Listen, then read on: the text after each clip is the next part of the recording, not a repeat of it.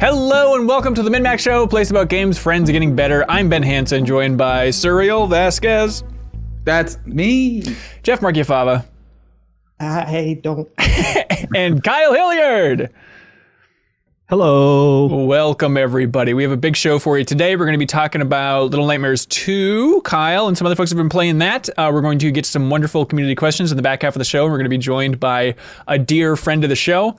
But there's a lot to get to before that, because I don't know if you recall, but last year, kind of, sort of, the four of us gathered, the OG crew, as some would put it. That's how they called us in the Backstage Pass. I don't know about that terminology. But last year, we all gathered together to share our biggest predictions for the video game industry in the year 2020. Now, Suriel, you weren't there, but you submitted your predictions and we read them and mocked you on air.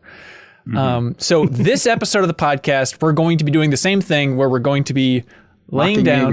That's right. We're going to be laying down. Mutes his mic and we just mock him and then he comes back. Or mutes his headphones, I guess. Yeah, you get podcasting, man. We're going to be talking about our predictions for the video game industry in 2021. And as always, these are completely flawless.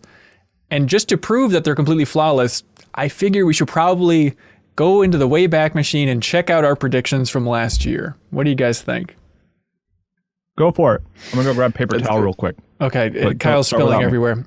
So I have a couple clips that we could play. We all had a lot of predictions that were all over the place. Maybe before we get to the first clip, Jeff, here's one of your predictions for 2020. You said, absolutely, for sure this is happening, Dreams on PC. I said that. You said that, and it seemed like you bet your unborn child that this was going to happen. And I said it was going to happen in 2020? Yes, you did. Yes, you did. These were predictions for 2020. So that one didn't quite happen, Jeff, but there's no harm done. You also predicted... Wait, real quick, another setup. When did our predictions air? Like, we were in pandemic mode at that point, right? In 2020? I think this was before. No, yeah, this was January.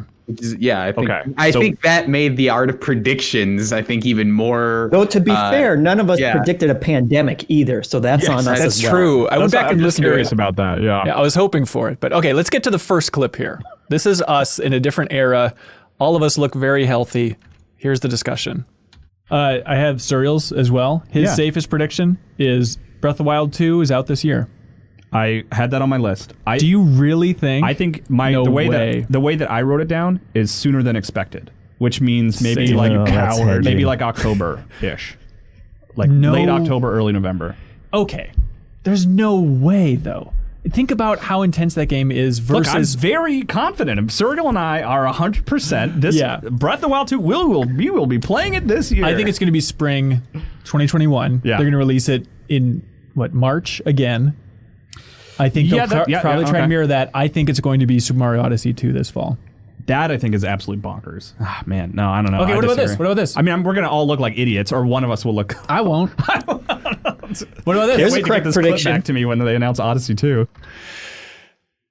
Look, we all made mistakes. We got some right and we got some very wrong. I like how bullish two of you were about Breath of the Wild 2 releasing in 2020.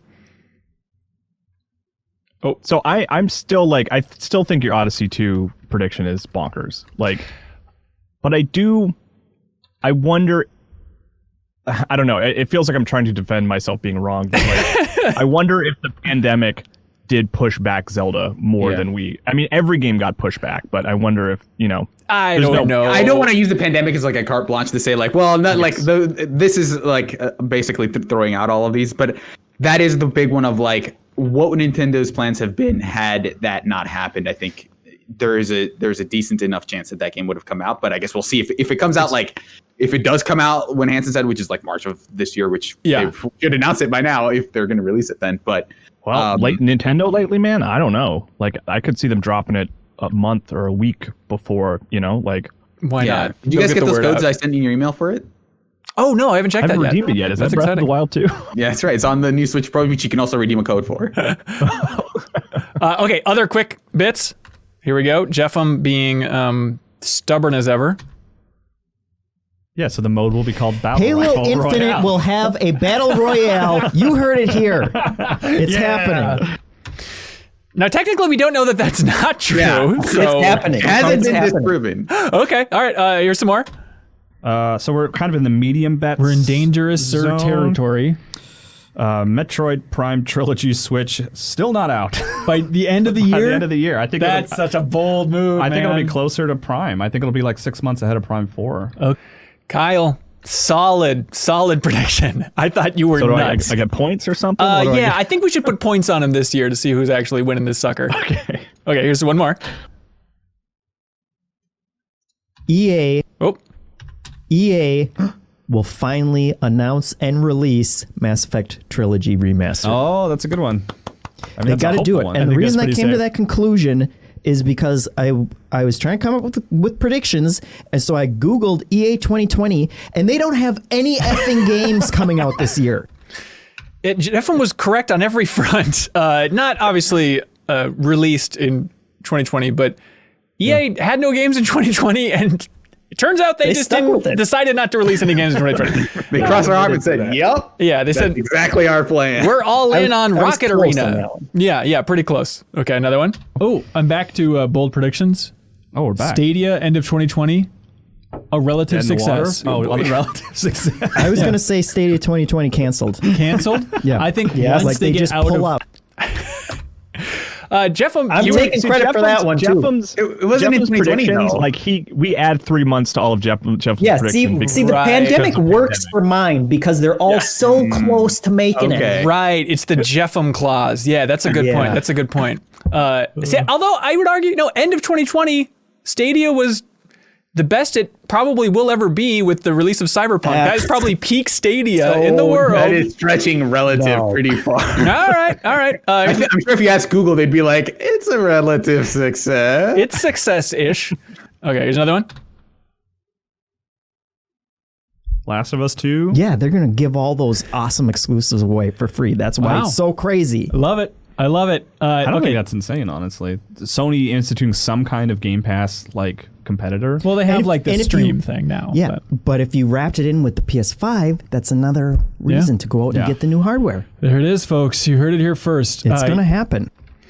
Honestly, Jeff, listen, not bad. Not that far off, right? With the PlayStation Plus give collection, away all of those exclusives with the PS5. Not new games, which I think is what you're leaning towards, but at least that is an attempt to kind of near what Game Pass was going for. So Jeffem's looking pretty strong, but Jeffem, I hope you're sitting down.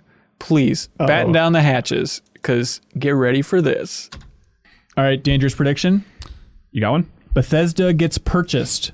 The sale of Bethesda. Really? I could see it happening. Yeah. I mean, it is happening this year. That's right. That's right. Yes. Sony's Deathloop. Isn't that weird? So you called it being purchased, but you said Sony was going to get it. But it is still Sony's Deathloop. It is Sony's Deathloop, and Bethesda was purchased. I'd say that's solid in a funky way. You get points for that for sure. Thank you. Extra points, I would say, because that was a bold prediction and it came true. Yes. Okay. Everybody else's predictions, real quick for 2020, and you guys can make the appropriate sounds for how right or wrong it was. Kyle said Final Fantasy VII Remake will surpass sales expectations. Which was a coward's bet. Kyle says new Switch model released. Kyle says no Pokemon Sword and Shield follow-up in 2020, which they had the DLC, so it's kind of confusing, but maybe. I feel like I was close on that one just because there's no physical Sword and Shield and Ultra Sword and Shield. Right. Yeah. Whatever. Sword, that is true. And Shield. Yep. Let's see. Kyle says Rocksteady their game will be next-gen exclusive. Kyle says God of War 2 will be teased at E3 with a clip of Atreus coming out of the shadows. Kyle says the PlayStation 5 will have some sort of portable component. And Kyle's boldest prediction, the Wii Vitality sensor will make some sort of return in the year 2020. And we all know how that went. Hey, Wii Fit. Or not Wii Fit, the ring training. That's a thing, right? Yeah, but that was 2019. That was okay. Anyways, Serial says the Xbox will be out in October, PlayStation 5 in November. Xbox was first, but just by a week. Yeah. But Serial says more unionized game devs, specifically for smaller studios, which not really. Yeah, there was disappointingly. What was it called? The people who kind of formed a new studio based on the Skullgirls developer, Lab Zero. I forget what their name is, but I think they're employee owned. So that's close. Okay, all right. Also, if you want to count it, Michael Condrey, former Call of Duty studio head formed that new studio at 2K, and the name of the studio is 31st Union. But they aren't unionized, so you know what? I don't know what you want to do with that one, dude. And Surreal's most absurd prediction was he said that in the year 2020, CD Projekt Red will release a new small-scale Witcher game. That was not my prediction. What? My prediction was that there would be a Witcher game, a Witcher spin-off game based on the series. I never said CD Projekt Red would make it. Oh, okay. All right. I'm glad you remember that. My prediction did not come true, but I want to make sure why I'm wrong. You sure there wasn't like a mobile tie-in to the Netflix thing? So I think that was exactly what I was thinking when I thought about it, because at the time the show was so popular. And now it doesn't feel like anyone's really talking about that show much. I feel like it's going to get a second season, maybe a third, and then it'll quickly die. The Netflix 3 and done. Well, yeah. I mean, that's the Netflix versus, you compare WandaVision to Stranger Things. It's like Netflix shows burn hot and fast, where Disney Plus shows are sort of spread out. So it feels like, it doesn't feel like there is more conversation around them, but yeah. And there's like a logo teaser for the animated Witcher film if you look on your Netflix account, but yeah, that's it. My predictions from last year: Final Fantasy VII Remake will cause outrage. I think I was wrong. I know people are divided about the end, but to call it outrage, it's not what I was expecting. They actually pulled it off. I don't think there was a big controversy around it that it did not become a part of the discourse for some hot button issue. Yes, there was that one door with the bad texture on it. That was outrageous. Yeah, I'm still losing sleep about that frickin' door. I guessed this was, oh my gosh, clairvoyant. I guessed Avengers will be a mess. And then Kyle and I debated whether or not the Ultimate Alliance Defenders would be there for Marvel's Avengers. I said they would. Kyle said they wouldn't. And I think they were there. See, I think they weren't. I feel like, but I mean, it's all perception. So we all, you can kind of find your own correct answer depending on where you look. But I feel like, everyone was pretty down on Avengers in general. I beg to differ though.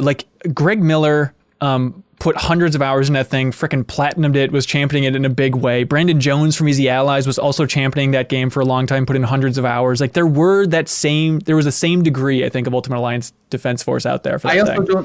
I don't know that Ultimate Alliance is the factor here. I think it's more Marvel fans who are also video gamers. I think that is the larger Venn diagram. I don't think it was people who were well, I liked Ultimate Alliance, right? So this is in that vein. It's more I also liked Marvel Spider-Man or something some other Marvel gaming and gaming related thing. Right. Could be. Can we look up the Metacritics real quick? Let's see.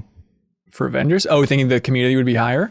Oh, 73 for Marvel Ultimate Alliance 3. Yeah. Which is one platform, so that simplifies things. 67 for Marvel Avengers. So it is lower. I'm not talking about reviewers. I'm talking there's still those defenders in the same way. It's more the community. The two people you mentioned could be considered. No, they didn't review it. Professional gaming. No. I'm talking about something else. Anyways, moving on. I guess Dying Light 2 would be a big deal. It kind of was for the Chris Avellone stuff, but not in the way I think they were hoping for last year. I guess that Horizon: New World would be at the launch of the PlayStation 5 and would be very Breath of the Wild inspired. Not quite. Final Fantasy 16 revealed at E3. Kind of close. It was revealed. That's solid. Yeah, the E3 part. Was yeah. No part you were wrong about. I guess also I was going off of, and I talked about it, the fact that hey, I saw some game in progress when I was visiting Square in early 2016 or whatever, and it turns out that was not Final Fantasy 16. What I saw was the early version of Project Athia. Is that the name of that one? I think that's coming early 2020. I don't know how it's pronounced, but ATHIA, which looks great. One of my most I'm excited for whatever that is. Yeah, absolutely. I guess the next gen Harry Potter game was going to be at launch. I guess a new Hello Games console exclusive at launch of the new consoles. A new Ubisoft San Francisco RPG. That the Bungie NetEase IP would be teased, and a bunch of other nonsense here. Jeffem, you guessed that there would be a Nintendo Game Boy Classic. That Rockstar would tease a new IP. The Mass Effect remaster, that Nintendo Game Boy Classic, we did get the Game & Watch thing. Yeah, but that's not. That's crap. I mean, we're talking percentage of a percentage. I know, but I'm not taking it. It was just wrong. Nintendo was wrong, though, not me, because that's a brilliant idea. I'm with you. You guessed that Microsoft would buy Hello Games, and that Sony would announce its own Game Pass for PS5. We also predicted that Sony would be out of the gate stronger for the next gen console, and that Xbox would be catching up in the future, which I guess is kind of true. I guess PS5 is kind of out to a stronger start. those exclusives. Yeah, it's kind of hard to tell. I know. I don't really have a sense for it because they're both selling out like for every console they could possibly make. So it's a tough one to gauge right now. Okay, new predictions, y'all. We each have roughly 3, maybe some bonus ones thrown in there. Yeah. Perfect. Kyle, would you like to do us the honors of making your, safest prediction for 2020 or 2021 that we can kind of work into the scary stuff? Yeah, I'm trying to. So I kind of went over, like I didn't do too many safe ones just because I thought it'd be more fun. Love it, man. But I'll start with this one. Breath of the Wild 2 is not out this year, but there will be something Zelda related that appears for the anniversary this year. And I think it'll be Twilight Princess and Wind Waker HD on Switch. Yep. And they will be 2 separate releases, but Nintendo will reward people who buy both. That is a layered prediction, man. Because like when you bought Super Smash Brothers 3DS and Super Smash Brothers Wii U, that you got a copy of the soundtrack. Yeah. You know what I mean? So I think there's I think they'll come out like on the same day and you'll get, there's some incentive for getting both. Even though it'll be expensive, it'll be like $100 to get both. People will be pissed about having to buy those 2 things separately, and then they'll still buy them, and I'll just angrily be checking out at Target. So basically, you think it's going to be like that same window as this year or last year for Super Mario's 35th anniversary, where like they're culminating that with the release of Bowser's Fury and 3D World, like in the new year. You think that's going to be that approach? So it'll be 2022. The end of the Zelda celebration will be Breath of the Wild 2. Yeah. That's my prediction for that, which I feel like is my safer one. Yeah, a couple of weirdos. I feel like no matter what, Wind Waker on Switch this year, I would bet $1,000 on that happening at this point. Oh my God, it's going to sell like gangbusters. Jeffem, you got one? Part of the prediction. Yes. Right. I need to preface this by saying that you wouldn't let me go back and check the old prediction episode because I really could not remember anything. So my first one was also on the previous one, and that's that PlayStation Plus is going to become PlayStation Pass. It's got to happen. Spiritually or literally they're going to call it PlayStation Pass? If they were smart, they would just flip those 2 letters into 2 different letters, and you got it. So what does that practically mean? That's first-party Sony games available if you're a subscriber, like day one, right? Yeah, I think they're going to fold PlayStation Now into a PlayStation Pass that's going to take the place of your PlayStation Plus fee. And it's just going to be, you subscribe to this, that's online gaming. We're going to let you stream some of these games because that's still a functionality, but otherwise you're buying into the PlayStation ecosystem with this. Love it. Surreal, hit us, dude. On a similar note, I think Microsoft is going to consolidate, they already kind of have done this, but they're going to further consolidate Game Pass and Ultimate and Xbox Live. Yeah. Into one basically like service that you have to have both. I think Ultimate will end up being the default, and it'll probably get a price increase. Not like the kind it got earlier this year where people were freaking out about $120 a year, but I could totally see them saying like, we've added some random perk. It's $20 a month now. Love and then it is the one tier that you get, and it just does it like it appeals to like the whole Microsoft, like everything's simplified. Just pick this one thing and buy it, and it'll be that like Game Pass Ultimate or whatever. Yeah. This is my safest one. God of War Ragnarok, I guess it'll be called in theory, will be cross-gen. People will be annoyed by that. It's going to be shorter than people expect and have more rehashed environments than people want and expect. I think it's going to be a smaller, more cross-gen experience instead of the next big God of War entry. You, rehash from the first game, or rehash from you'll be revisiting environments in that game over and over? I think it's going to, I think the core world is going to be the same of you just going to the different realms by going to the center of the lake. And then the new areas will be the new realms. But it'll still be like, it's snowier in the main area, Fimbulwinter, yada, yada, yada.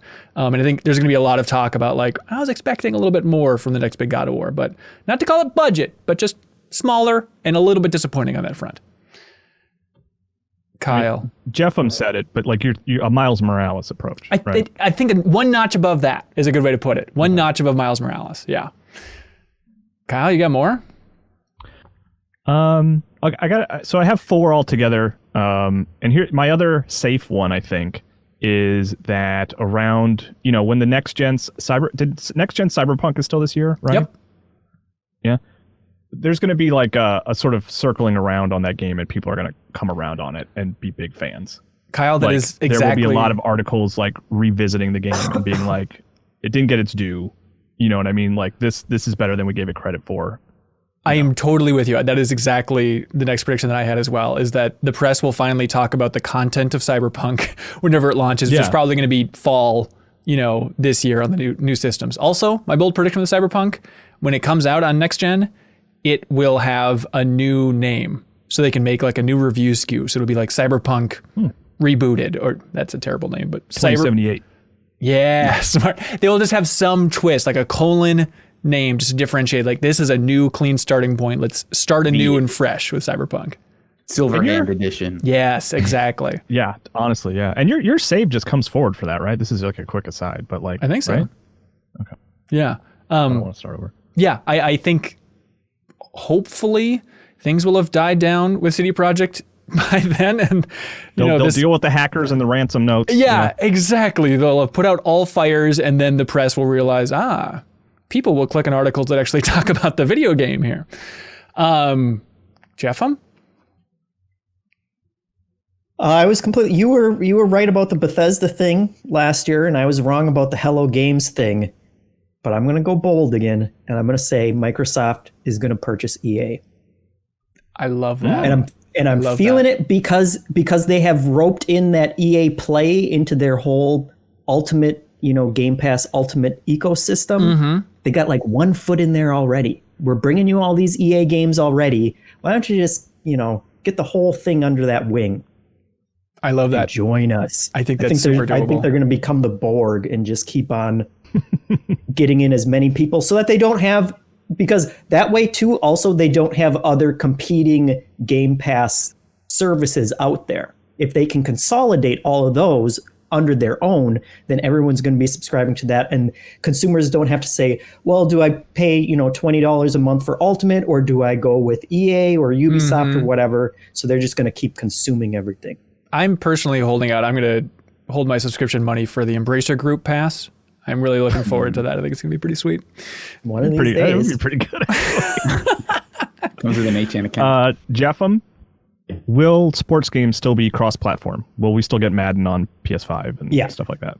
Yeah. I think they don't care about that. They don't care. None. I mean, I could even see them say, like, didn't they lose like their exclusivity contract for like some sport? Wasn't there like a thing where there's Sony with baseball. MLB is also on Xbox, so yeah. Okay, never mind that. But hey, it's in the air. People are talking about it. People are buzzing. Serial, you got one? Yeah, I also had a Zelda one, but it's slightly different than Kyle's. I think we'll see the next game from the Link's Awakening remake team this year. I think they're going to probably have those two. If Breath of the Wild doesn't come out this year, I think that'll be the reason why. Is like for 35th anniversary, it's like, here's like another remake, maybe the Seasons games, which would be nice. But like, here's another game from that Link's Awakening team, because I think they're probably at a point where they can make these at a faster clip than the Breath of the Wild team. I wondered, people love the Switch so much. Could they just release Triforce Heroes on Switch at this point, like with that new art style, and people would be like, this game rules now? Yeah, the redemption arc for Triforce Heroes. I can see it, man. I mean, honestly, if they had because you have Switch Online, like that's like a service that people actually use versus whatever the 3DS had. So I could totally see them doing that and just saying like, we also made this thing if you want to play Zelda Online. Yeah, if you want to. They could just call it Zelda Online and then like and hide the fact that it's actually Triforce Heroes. It just boots up the 3DS game on the screen. Yeah. Let's see. Mine is The Last of Us Part 2 will release for PlayStation 5 with the multiplayer component included, and they will charge $70 for it, and the internet will lose its freaking mind. How all of your predictions are compounding. Like you're like taking triple parlays on all of your predictions. Yeah, it's going to be so sweet when I can hit this 3-point jump with nailing their prediction exactly. Yeah, and meanwhile you have like, I don't know, Reggie in a glass case while you're watching E3 unfold, and you're like, I'm doing it. Aren't you proud of me? The nice thing, Hanson, is like you can just pull your own evidence, whatever you feel like proves your point. That's for right. Those ideas of like people will be mad, and then you just call like I don't know, like someone from like Kind of Funny and like Easy Allies. Greg Miller was mad. Examples. Greg Miller had a video gamer guy was really mad. Hang on. About what? No, not important. I guess. Hang on. Yeah, let me get this clip ready for next year. So it just goes a little something like this. People on the internet will freak out, and the company could have handled it better. So I'm going to use that. However it works, it's going to be sweet. You just want to list a bunch of company names so we can just quickly edit it together. Embracer Group. 10 Cent. Let's see. You want to rapid fire? You got them all. You got everything. Those are the two video game companies by the end of this year. Choose your allegiance. Rapid fire through some? Yes, well, yes. We haven't done our 3, I guess. Oh, right? I guess you're right. Yeah, I got off count because I jumped on the bandwagon. But yeah, you're right, Kyle. Okay, go for it. What do you got? Okay. We got Machine Games working on Indiana Jones, right? Yeah. We got IO working on James Bond. Mm-hmm. I think we're going to have a big budget surprise. We're all going to nod our heads, go, oh, yeah, that is a good fit for Teenage Mutant Ninja Turtles. Oh, they had that new Seth Rogen's making Seth the Rogen's new show a producer, writer something. on an upcoming movie. I think it'll come out around the same time as that movie, but it won't be related. It won't be like a tie-in for the movie. It'll just be a Ninja Turtles movie a Ninja Turtles game that releases around the same time as that movie. Yeah, that's good. Who do you think? And then I had a couple ideas. Monolith Productions, Volition, and then a weird one I had was United Front Games, the Sleeping Dogs developer. I don't know what they're doing. I assume they're quite gone. What are you talking about? Ninja Turtles game, sure. Oh, for the developer. Interesting. Yeah, if it's really far out, I would love it for it to be Fat Shark, actually. The people who make the Vermintide games. I think they have a really good track record with like really strong co-op stuff. So that like just, shoehorning in the turtles. I wouldn't want it to be first person because that'd be weird. But no, it needs to be first person. Yeah, so I think that could work. I'll just assume it's Ubisoft. Okay. Ubisoft was on my list too, actually. Yeah. Who made the last Ninja Turtle? Like the one that Platinum made that was really bad. Who published that? Activision, yeah. Okay. Yeah. I reviewed that one. And it was bad? It played well, like a Platinum game, but yeah, not much else going for it. Yeah. Visuals. Jeff, did you have more? And Cyril, did you have more predictions? Nintendo. I have 2 more. Oh, yeah. Is going to come out with the Switch 2 4K gaming happening in 2021. Mm-hmm. They recently stated, please don't expect new hardware in 2021, but that's the old song and dance. That was a ruse, my friend. First it's the Game Boy Classic that they're going to come out with, and then it's going to be Switch. No, they'll announce it in 2021. Okay, but I it like won't that. Come out until the next year. I've got a Nintendo prediction for you. This is the Hail Mary. I'm throwing it down the field. People say I'm nuts. Forget the Game Boy Classic. Forget N64 Classic. No, I'm not nuts. Oh, hold on. The Wii Classic they released this year. You say it's insane. They're jumping different, eras. It's insane, Hanson. No, but nay. Just think about it from their perspective. What is the next thing they could release that would make the most money? I think people would gobble the hell out of a Wii Classic, and it would just completely eat the Intellivision Amigos lunch. So it's a small version of the Wii, but it's still Wiimotes in motion. Yeah, tracking. The Wiimotes are like just the size of like a little eraser. No, the controllers are the same size, but yeah, I just think people want They're Wii actually Sports. Erasers that you can put on the tip of your pencil and wave it around like that. Mm-hmm. Yep. I still think. Man, I don't know. I think we see 64 before we see Wii pretty handily. I think you can still go to a store and buy a Wii. There's still brand new Wii games on the shelves. I mean, it's just Dance, but they're still coming out. There's still the Just Dance shelf, the shrine to Just Dance in every Target. I mean, I feel like the Wii is at the point where the controllers become harder to reproduce. So I think like the controllers for everything basically ahead of that, I think is harder to make. And that might be the reason why they don't make a 64 or a GameCube one. It's just like, we don't even want to bother with Rumble. Like unless like the 64 one doesn't have any Rumble compatible games. I think that's maybe why they don't do it, is because like making new controllers is probably more expensive than Nintendo would want, which like they're borderline on committing to those kinds of things anyway. So, which is why the Game Boy Classic makes so much sense. It's such simple hardware. I think that makes more sense, but I don't think they're doing anything. I think they're done. I think that like that was a fancy that they had for a couple of years, but they're like, never mind. Everyone wanted this too much. We're done with it. No. Moving on. Yeah. That sounds like Nintendo. So really got more for us? Yeah, I've got a slightly spicy one. I think within the next month, there will be a fairly large Nintendo Direct telling us what the heck is happening with that company after March 31st, the day of the Nintendo apocalypse. The day that Mario's anniversary closes down shop.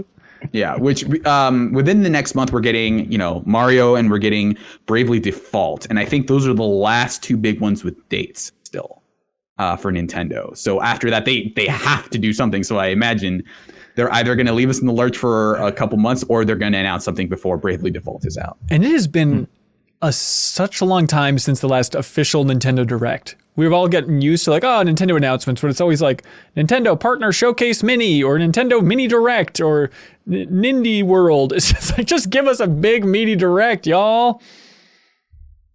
Yeah. And I think with E3 basically done at this point, even though they've announced they're making a new event, I can't imagine it'll be anything that big, but I can see Nintendo just saying we're just sticking to our own plans. Like they may have been in a holding pattern and now that they're seeing that this is something that is going to be long-term and we can kind of try to figure out a new angle for our marketing stuff. I think this is their first big blowout of here's what's going on with us. Yeah. I think it's a pretty safe bet, but I like it. Let's see. These are a little more my oddballs. Kyle, I assume you have some oddballs as well. Do you want me to throw out my quick Nintendo one? Sure. First? Okay, so this is a quick Nintendo one. We will see a teaser this year for the animated Super Mario Brothers movie from Illumination. Oh, of course. And the big internet sort of embracing twist is that Charles Martinet will not be the voice of Mario. Yeah. It's going to be Chris Pratt. No. Okay. Danny DeVito. Yes, that I'll take. So yeah, no matter what, the internet's going to lose its mind about who they cast as Mario. So then I started jumping is his quote. Mm-hmm. It's just a black screen. It's like first I was bored, then I started jumping, and then you just see the Mushroom Kingdom. It's just a fly through of the environment. I have a quick one. Call of Duty 2021, whether it's from Sledgehammer or whatever, will have a mode inspired by Escape from Tarkov. Yeah. So is that a prediction or a wish? I think both. Most predictions are wishes, right? Yeah, I think it'd be cool stuff. Yeah, this mode's all about an item economy, just something weird and different that's right there. And I haven't seen another studio try to pick up that momentum that Escape from Tarkov had, even though it feels like a flash in the pan, but I'm sure it still has more players than God. Kyle, did you got one? Oh yeah, please. 2021. Some multiplayer game is going to come along and it's going to eclipse Fortnite. Some multiplayer game. It's got to happen, right? Someone's got to take the crown from Fortnite. That's a big crown, man. I mean, Randy Pitchford said that, the Embracer Group acquisition will allow them to make their Fortnite, is how he put it in an interview. I think he's talking metaphorically. It's definitely not going to be Gearbox. All right. Okay. Just telling you what the man said. I've got one in the realm of I really want this to happen more than I think it actually will, which is a good transition. I think that there will be a major faux retro console that reads a bunch of different discs. And I know there are probably already some, but I think we've hit that crest of the nostalgia wave where it's people want to be able to play GameCube, PS2, PS1 games. And I think somebody will hopefully make a thing that's this reads all kinds of different discs. That's an interesting idea that I haven't thought about. But yeah, I'm sure something like that does exist, just putting a bunch of different laser readers into some M2 machine or something. Yeah, that's interesting. And I imagine there will be a big one that everyone latches onto versus the kind of more obscure, very high price stuff. I mean, there's expired trademark patents, which is what allows Retron to exist. Oh, is that right? Nintendo does not renew the patent for NES cartridges.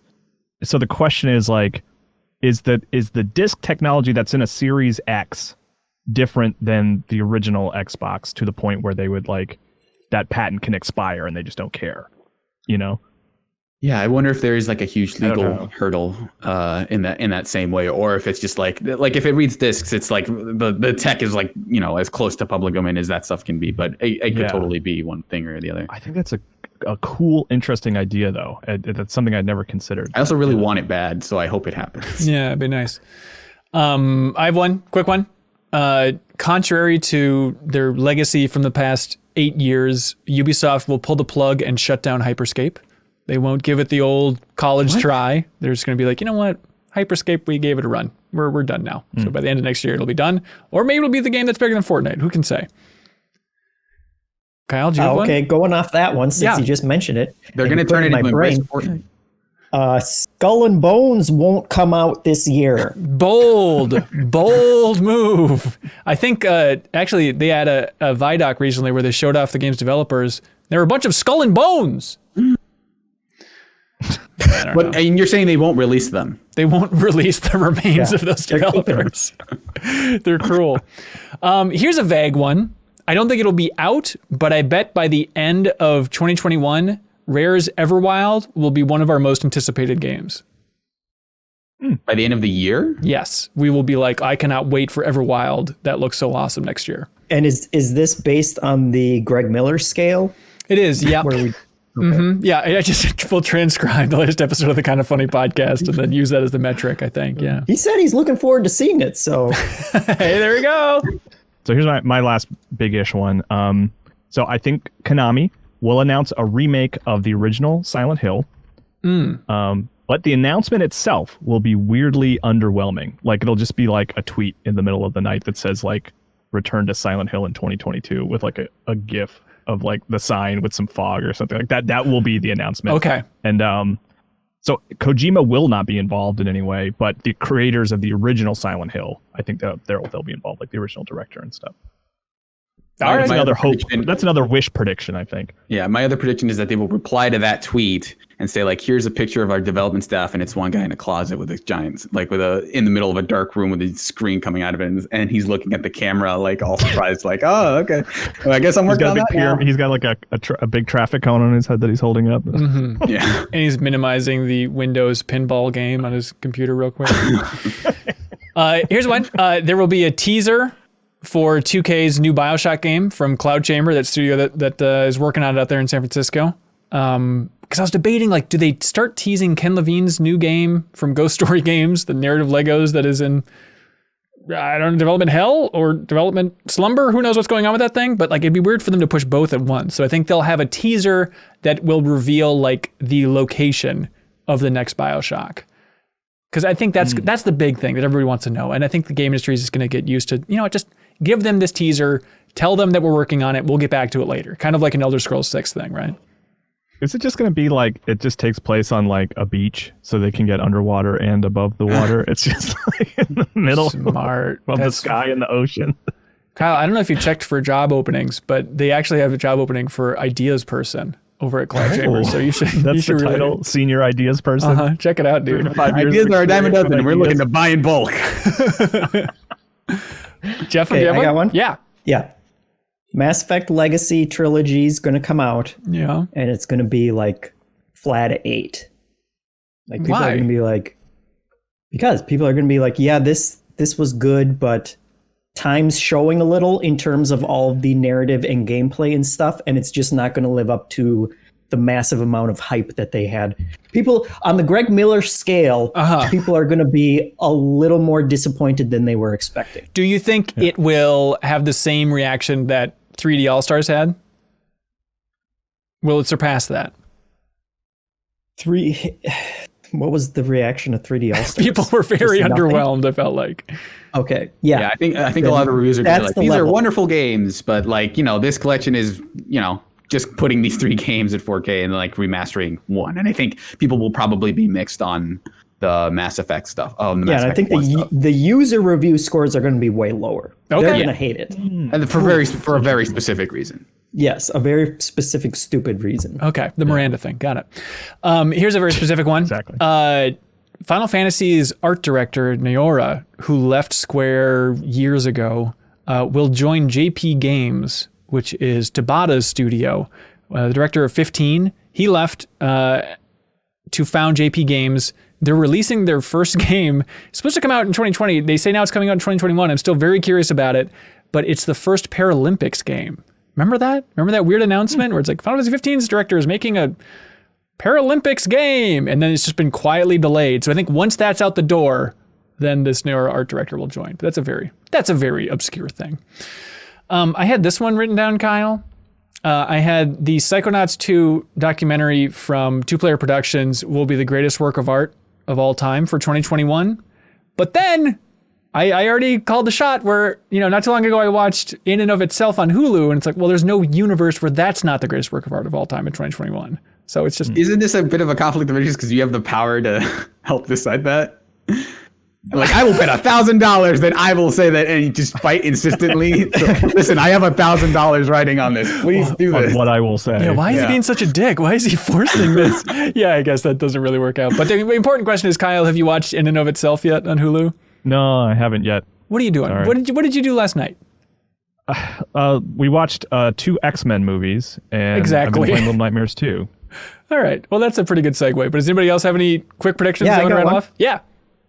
We're going to see a video game that uses like open AI style conversation bot to fill in like dialogue and stuff or story. We're going to get the first like procedurally generated narratives starting to come in that use AI in order to do I think that's basically going to be Ken Levine's game. It might be the best shot at that. Might be. Good stuff. I got another one. Yeah. No, Anson, please. Don't stop me. Okay. Monolith. Yes. Is not going to sue anyone for their stupid patent that they have on that Nemesis system. Okay. It'll be safe. More games doing the same thing, and they're not going to pull the trigger on it. Yeah. Oh, that reminds me, the Monolith thing. I have a list of, or a segment actually, that I like to call Ready to Pop. These are a bunch of studios that are way past due, and we will probably hear an announcement in 2021. You ready? We have Giant Sparrow, the What Remains of Edith Finch team. We still don't know what the hell they're doing. Subset Games, the Into the Breach team. What still remains of Edith Finch in the pipeline. Now with more Finches. We found more Finches. Extra Finches in it, plus Fincher's Fury. Quantic Dream, we'll see their new game, whatever the hell that's going to be, the multi-platform thing. Deep Cut, Nomada Studio, the developers behind Grease, whatever the hell that was, we'll see their new game. Agree. Ben Esposito, the developer of Donut County, we'll see their new game. The new game from the Overcooked studio, Ghost Town Games, probably Overcooked 3. Ubisoft San Francisco, they have been quiet for so long. I expect something to come out of that finally. Monolith. And that's the South Park? Yeah, that's the South Park studio, yeah. Where they hired up a bunch of former Telltale talent. They seem to be building up to like a narrative RPG approach again, and then just went silent and those people left, so who the hell knows? Monolith. I mean, that's one of the biggest question marks in the industry, but I guess they're working on Ninja Turtles, so they have their hands full. Volition, you mentioned, Kyle. They say they're working on a new Saints Row game, so we'll probably see that this year. Deep Cut again. Drool, the developers of Thumper. I think we'll see their new game, whatever the hell that's going to be. These are wild predictions. Here's another deep cut. Evening Star, which is the studio that Christian Whitehead started, the developer of Sonic Mania, the lead of Sonic Mania. And they were able to take the Sonic Mania engine with them. So I could see some new Genesis-inspired, awesome-looking game from them announced this year. That'd be cool. Thank you. And that was Ready to Pop, ladies and gentlemen. Kyle, a while ago, you mentioned Little Nightmares 2. And that reminds me to ask you, how is Little Nightmares 2? I'm really liking it a lot. I'm like 2-3 hours in or so. I'm still pretty early. Those games aren't too long. It's probably about like 10 to 15 or something like that, if even that. Maybe more like 8. But yeah, I really like it. Like the first game kind of takes place in this it's almost like BioShock. Like it takes place in this underwater facility. And this game takes place like on land, which is like, just a setting change. But I think I like it more just because it feels more open. Like you're walking through woods, you're walking through these like sort of abandoned cities. I really like it. I've really been digging it a lot. So the easy thing is, if you like Playdead's games, you should absolutely check out the Little Nightmare series. Yeah, that still holds true. I mean, that's how I feel for sure. I mean, there's obvious inspiration there, and there's so many moments that have been like really surprising. Like I won't say specifics or anything, but there are a lot of times where I'm just like really taken aback by what happened, or like really, it's like, well, that's not going to happen. And it's like, oh my God, I can't believe that's what we did to get past this part, you know? And it looks fantastic. It looks great. It's not current gen. It's PS4 and Xbox One. I think they're going to have like a dedicated next gen release like later this year or something. But like, you know, I'm playing it on PS5. It looks fantastic. Yeah, I'm all in. And you know what the weird thing is my daughter, who doesn't usually like creepy stuff, is also all in and is like, you can't play this without me. I want to see what happens next. And we've been like solving puzzles together and and like shouting at the TV because we're getting scared together. It's been super fun and just a bizarre experience. I was going to ask if I could handle this game if I'm scared of scary things, but I guess if your daughter's handling it.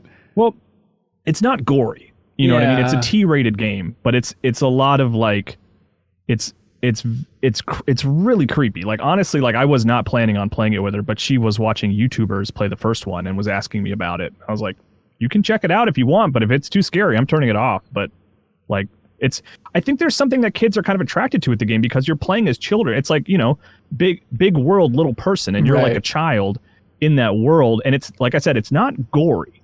Like, it doesn't get violent. Like, when you die, it's usually like a monster will grab you and then it fades to black. You know what I mean? And I hope that's how I go in real life. I think, I don't, honestly, man, I don't know if you could handle it. I find it creepier than like Play Dead stuff sometimes. Oh, okay. Way. But because it's more like, it is, the name Little Nightmares is perfect because it really feels like a realized nightmare in a lot of ways, you know? Perfect. And it's not great for jumping into. You need to really play through the first one. You even mentioned like the DLC? No. Oh, really? I don't think so. It's like, Serial asked me that question early on, and like, it's very much, there's no dialogue. There's no, it's all, there's a story that you can track a little bit, but it is more just like a lot of walking around being like, what happened here? What is this? And there are connections to the first game from the second. I believe the protagonist from the first game is in the second game. I just haven't found her yet. Sure. But like, I mean, it's not one of those things you need to play the first one to play the second one. At least, you know, there's obviously benefits, like you'll see things that you recognize and there's like little callbacks and stuff like that. But it's like the story is all vague and nightmarish anyway. There's not really, it's all about how you feel rather than like tracking the specific narrative, you know? It's not necessarily like, like as far as I know, it's not like a huge thing where it's like, oh, this is a callback to like this. There's not a lot of explicit storytelling. It's more like, here's one like weirdo locale, here's another spooky location, here's like a third area, right? And like, so it's more about like how they like string together those environments more than like this is going to be a really like gut-wrenching story. Yeah, I mean, it's going to be it's going to be fun after I beat it and talk to you potentially, Story, or Jeff Cork. I've been talking to him a little bit about like, here's what I think happened, here's what I think the themes are, you know, that kind of thing. Yeah, like I think the first one is kind of about sins and gluttony and like being obsessed with your self-image and stuff like that.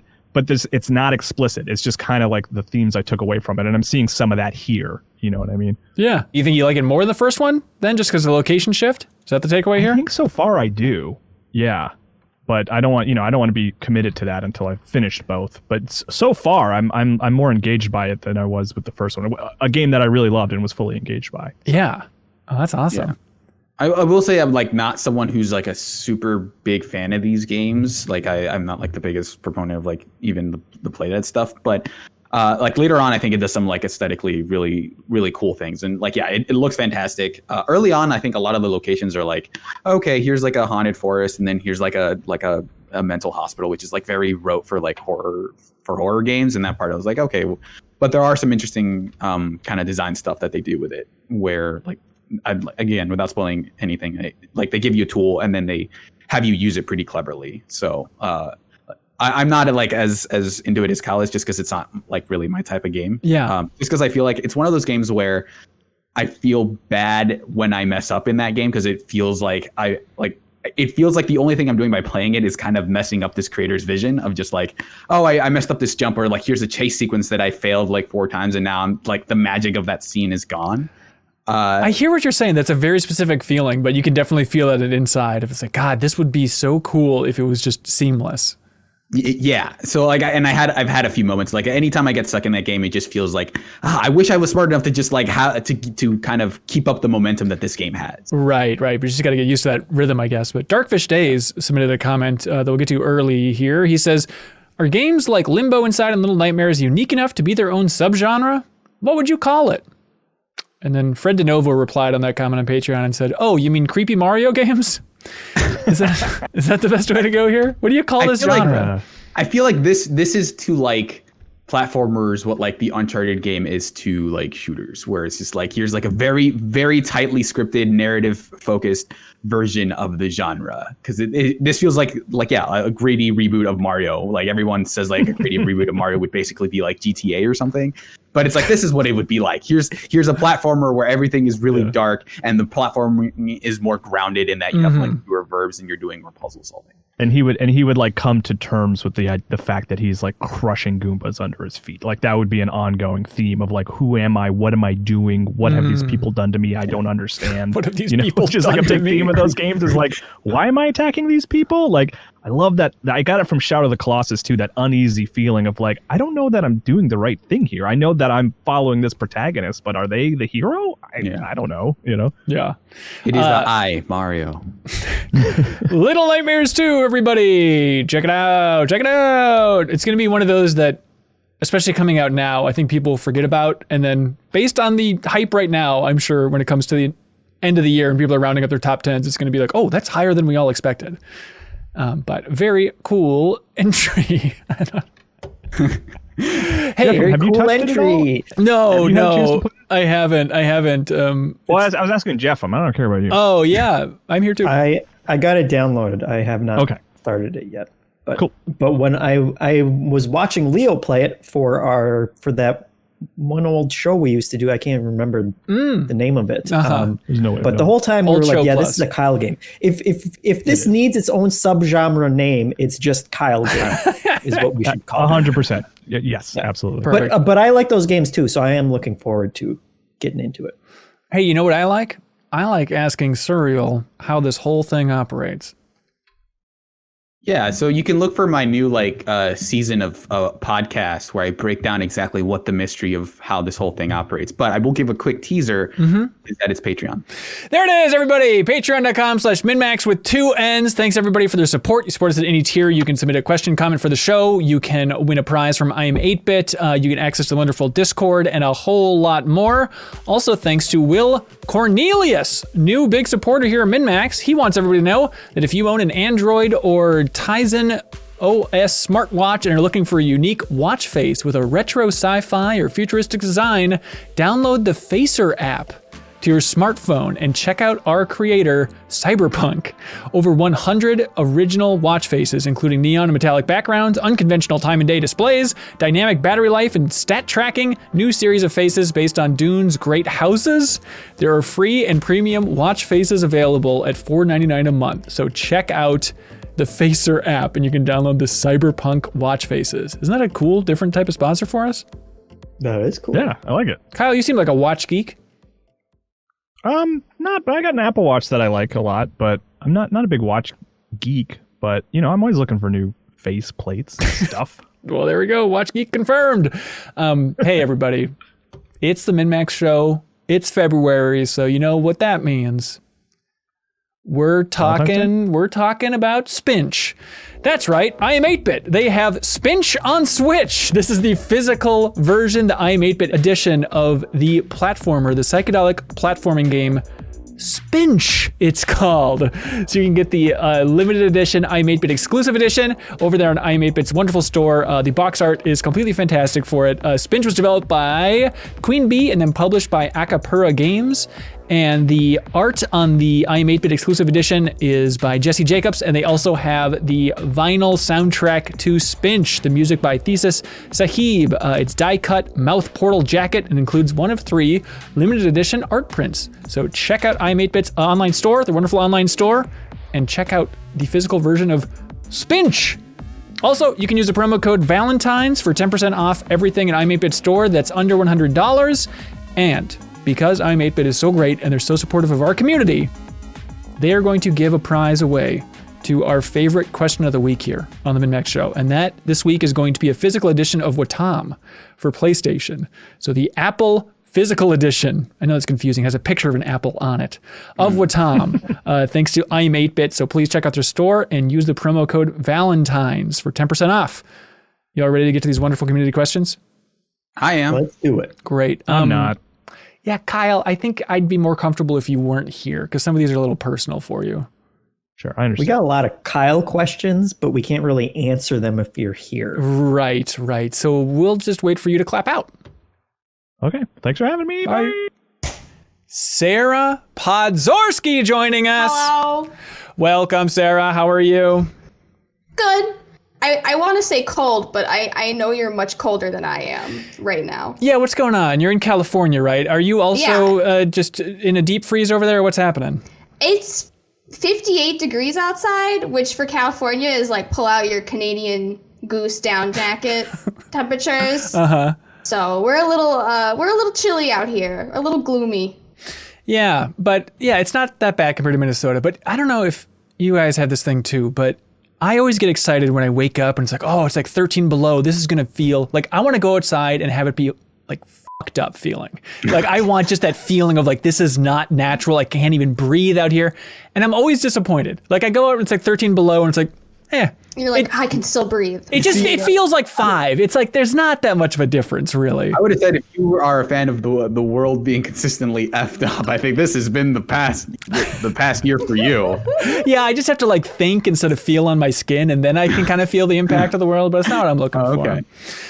Sarah, you might remember her from the deepest dive on Animal Crossing. She was on an episode of Refreshed with Ana Diaz. Let's see. And then you were on a couple episodes of the MinnMax Show, and you might remember her from the 8-4 Play podcast back in the day, talking about localization, all that fun stuff. Yes, Sarah? Hello. Yes, that is me. I have done all of those things. World champion. Okay, thank you for being here. We have a bunch of questions for the community, and we could not ask for anybody better than you. So please, look alive. Here we go. Okay. Jeremy Clark, he says, hello, friends. Hello. Coming out soon is Super Mario 3D World for Switch and Little Nightmares 2, both of which my wife and I are excited to play together. We just finished getting 100% on Sackboy Big Adventure and had an absolute blast. Can you tell us about a game you played co-op with someone where you really cherish the memories? Broad question. Just most cherished co-op memories.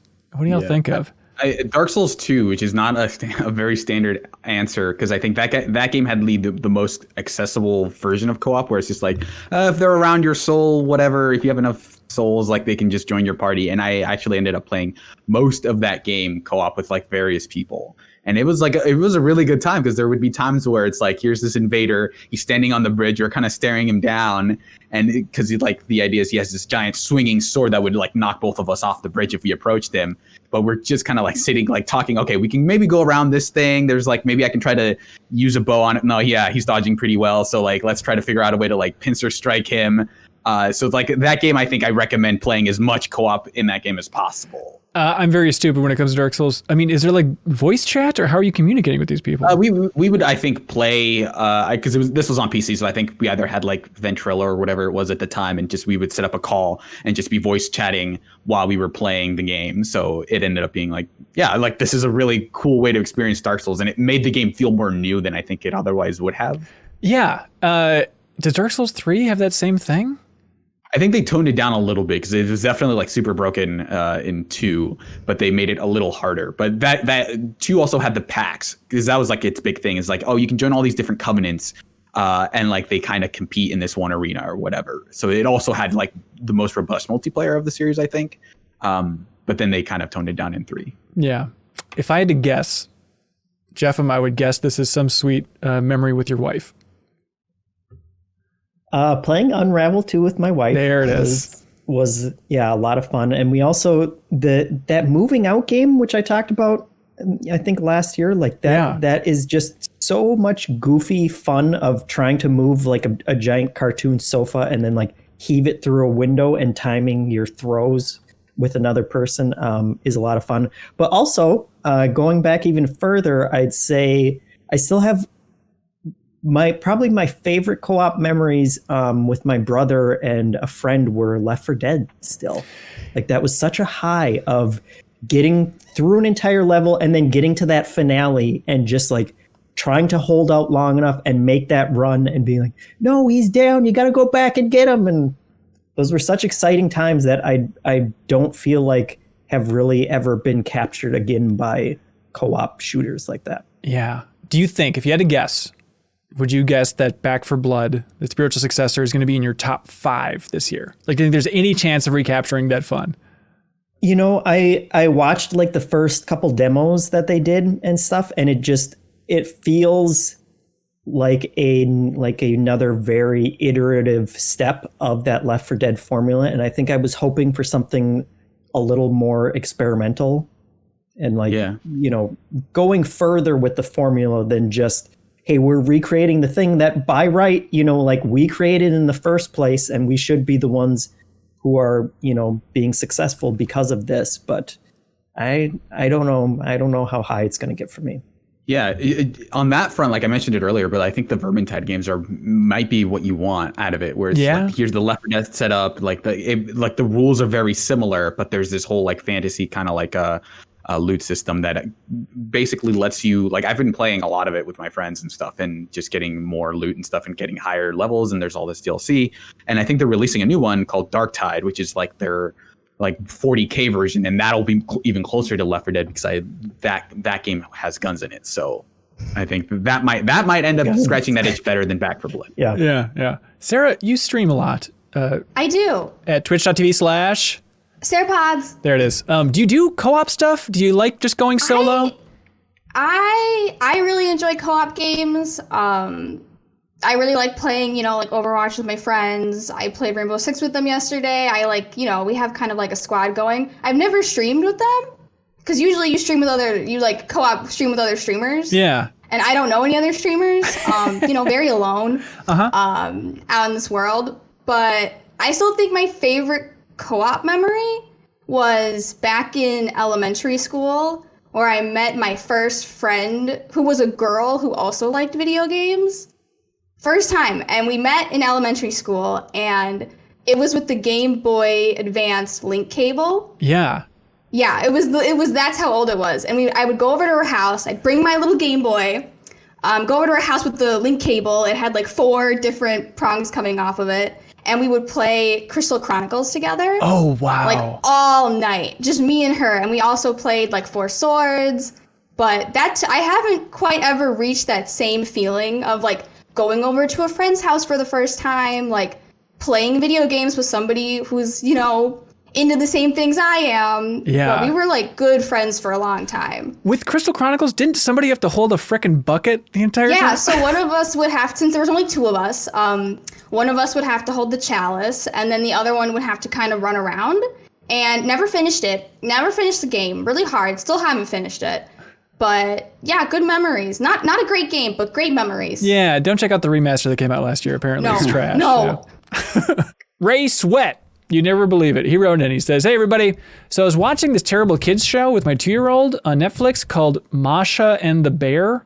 And at one point, the bear started playing Moonlight Sonata by Beethoven on piano. And it got me thinking, is there anyone who doesn't like this song? It's so darn pleasing every time I happen to hear it. So my question is, are there any songs that are universally liked by everyone? And if so, what could they possibly be? This is hard. Cause I have a modern day one. Okay. It's the flavor of the hour, I guess I would call it. But it is the Fortnite American Girl remix with Chug Jug With You, American Boy. And it's all over TikTok, and I'll never hate it, ever. Okay. I don't care that a 12-year-old's singing it. All right, if I was looking for this thing, what would I call it? Chug Chug? I still have... Is this the right link? Yeah, it is. There it is. Wait, is it Farewell Chug Jug Fortnite parody? No, it's Chug Jug With You. Chug Jug. To the tune of American Boy. And you just found it from TikTok? Oh, God. Yep. It says gameplay crap in it.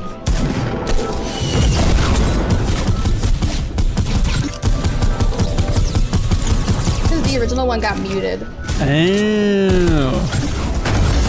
We got another one victory royale. Yeah, Fortnite, we bout to get down. 10 kills on the board right now. Just wiped out Tomato Town.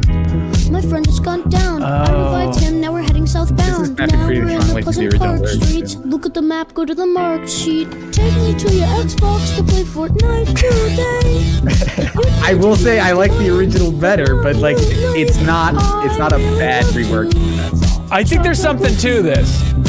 We can be pro Fortnite gamers. Okay, that first song. Hang on. Where is it? Okay, good God, I couldn't find it on my computer. What if it's played throughout the rest of the show? That is good. Like, because I'm trying to think. I don't even play Fortnite, and I want to listen to it. Yeah, I'm with you. I'm trying to think of like those songs that if the entire world could be in a car on a road trip and it comes on the radio, who would not request to turn it off? And something is like, oh, the Metal Gear theme is awesome, but like people have to learn it, whereas that song is immediately likable on 6 weird levels. That's good. That's good. Jeff, do you have any in mind? The most universally beloved song of all time? I don't know. I mean, do people classical music? Do they what? Is that like? Do they hate classical music? Is there anyone who just like? I think I'm with you. Oh, that Beethoven! What an overrated SOB. I really think classical is the way to go, and this is what I would go for like a song that everybody likes, probably to the same extent. Maybe Beethoven loved it more, or some classical geek liked it more. But who's going to turn this down?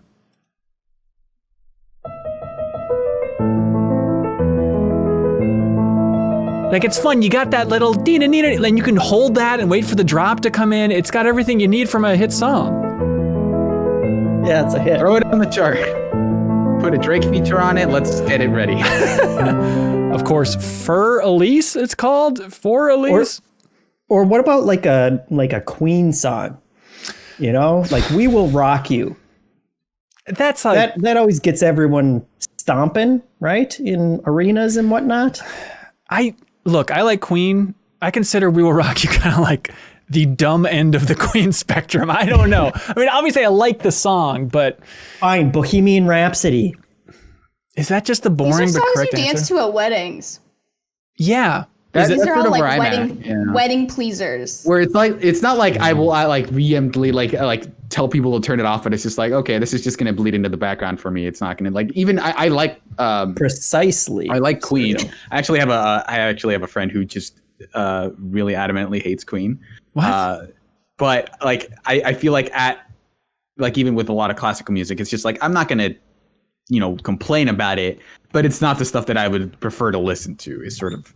But maybe that's the whole point of a universally appealing song is that most people are gonna not turn it off, right? But if you were on a road trip, you're driving back up to Minnesota, and you're flipping through the radio stations, and you heard Beethoven, would you keep flipping? I guess it depends because like I wouldn't listen to the radio to begin with. Okay, all right, buddy. All right. Good for radio. Oh, I'm a Biggie boy in Backstage Pass. He says Mr. Brightside. Something like that. Rich McLaughlin brings up Beatles. Yeah, I don't know. Depends on the era of Beatles. I definitely think that there are early Beatles is in that bleeding effect, but I think later Beatles is more eccentric to where I probably like it more, but it's probably less universally appealing. Okay, all right, but like I want to hold your hand. Like, who's going to say they don't like that song? Yeah, but it's also no one is going to request it. Is sort of where I'm at. Like, no one will turn it off if it's on, but no one's going to be like, I need to listen to I Want to Hold Your Hand. Yeah. Also, that's a very boring wedding song. I want to hold your hand. What is this? This is not the right tone. Is the answer to this just no? Yeah, I think you're right. Yeah. Hang on. Let me. It's Chug Jug with you. We already, found this. Like a bonus round. We were just having fun. That's right. Yeah, this is second place we're arguing. Case Mulder says, I played around 2 hours of Monster Sanctuary and Game Pass this week, and while I really like the idea of Pokemon meets Metroidvania, the mediocre execution of the platforming, balance of the combat, pixel art, and level design made the game simply not fun for me.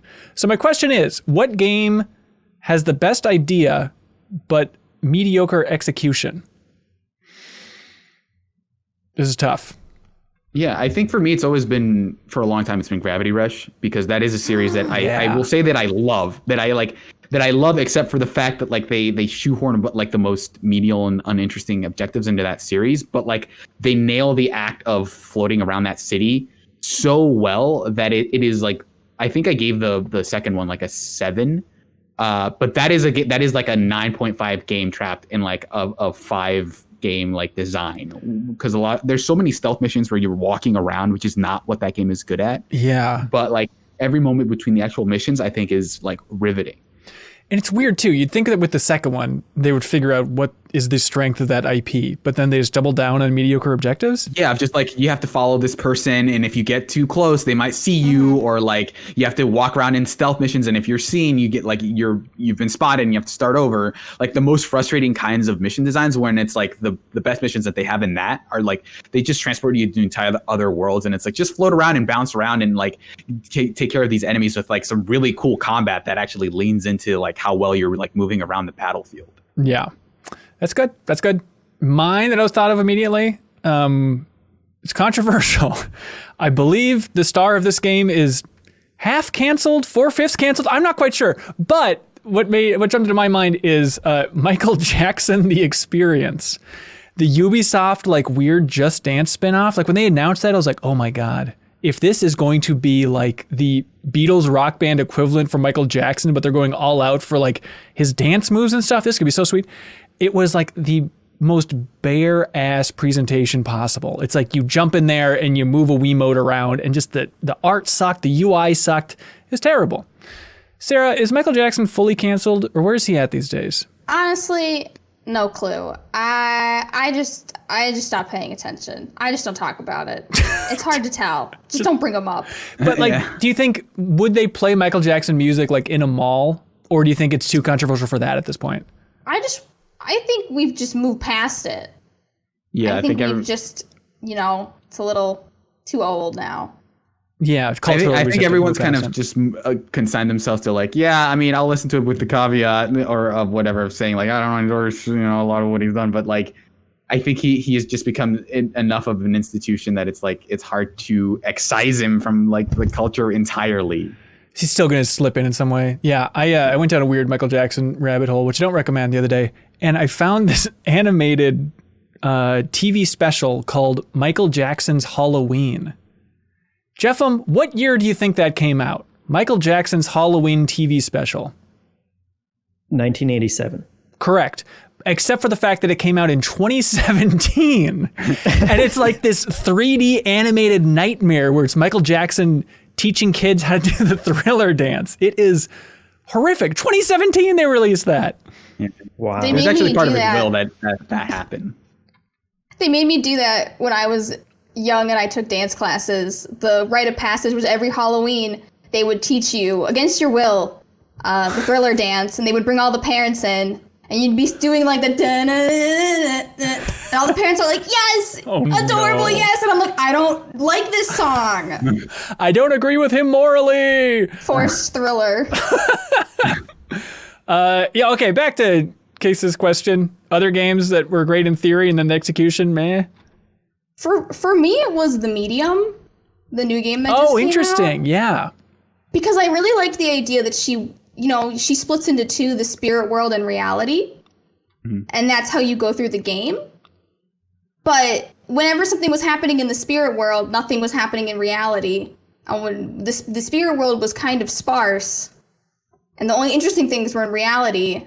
And it killed my computer because my computer had to load and run two different worlds. So it dragged my computer to hell. But really, really great idea. I just wish they had done more to bring the two worlds together. Yeah, what do you do? Like some sort of like danger or ticking clock where it's like you got to shift back and forth to see if the monster is getting close to you or something? Is that the easy solution? Yeah, I mean, they wouldn't necessarily have to do something like that one encounter in Titanfall 2 where you're in the two rooms and you're constantly shifting between the two. But yeah, like that, I never got the sense that like, oh, this is so crucial to how this game is designed, is the fact that it takes place in two worlds. And like even the cutscenes, like they kind of split the screen for all the cutscenes and stuff. But, they emphasize one over the other, and you're never really pushed to like, okay, if you watch it from from the top side or whatever, like she does this thing, and on the bottom, it has a totally different meaning. And like, they never really do anything clever with that perspective, I think. Yeah. But it's a good idea. Yeah. Right. That's a good one. Jeffem, do you have any in mind? Alpha Protocol. All right. An old game. Yeah, the spy RPG.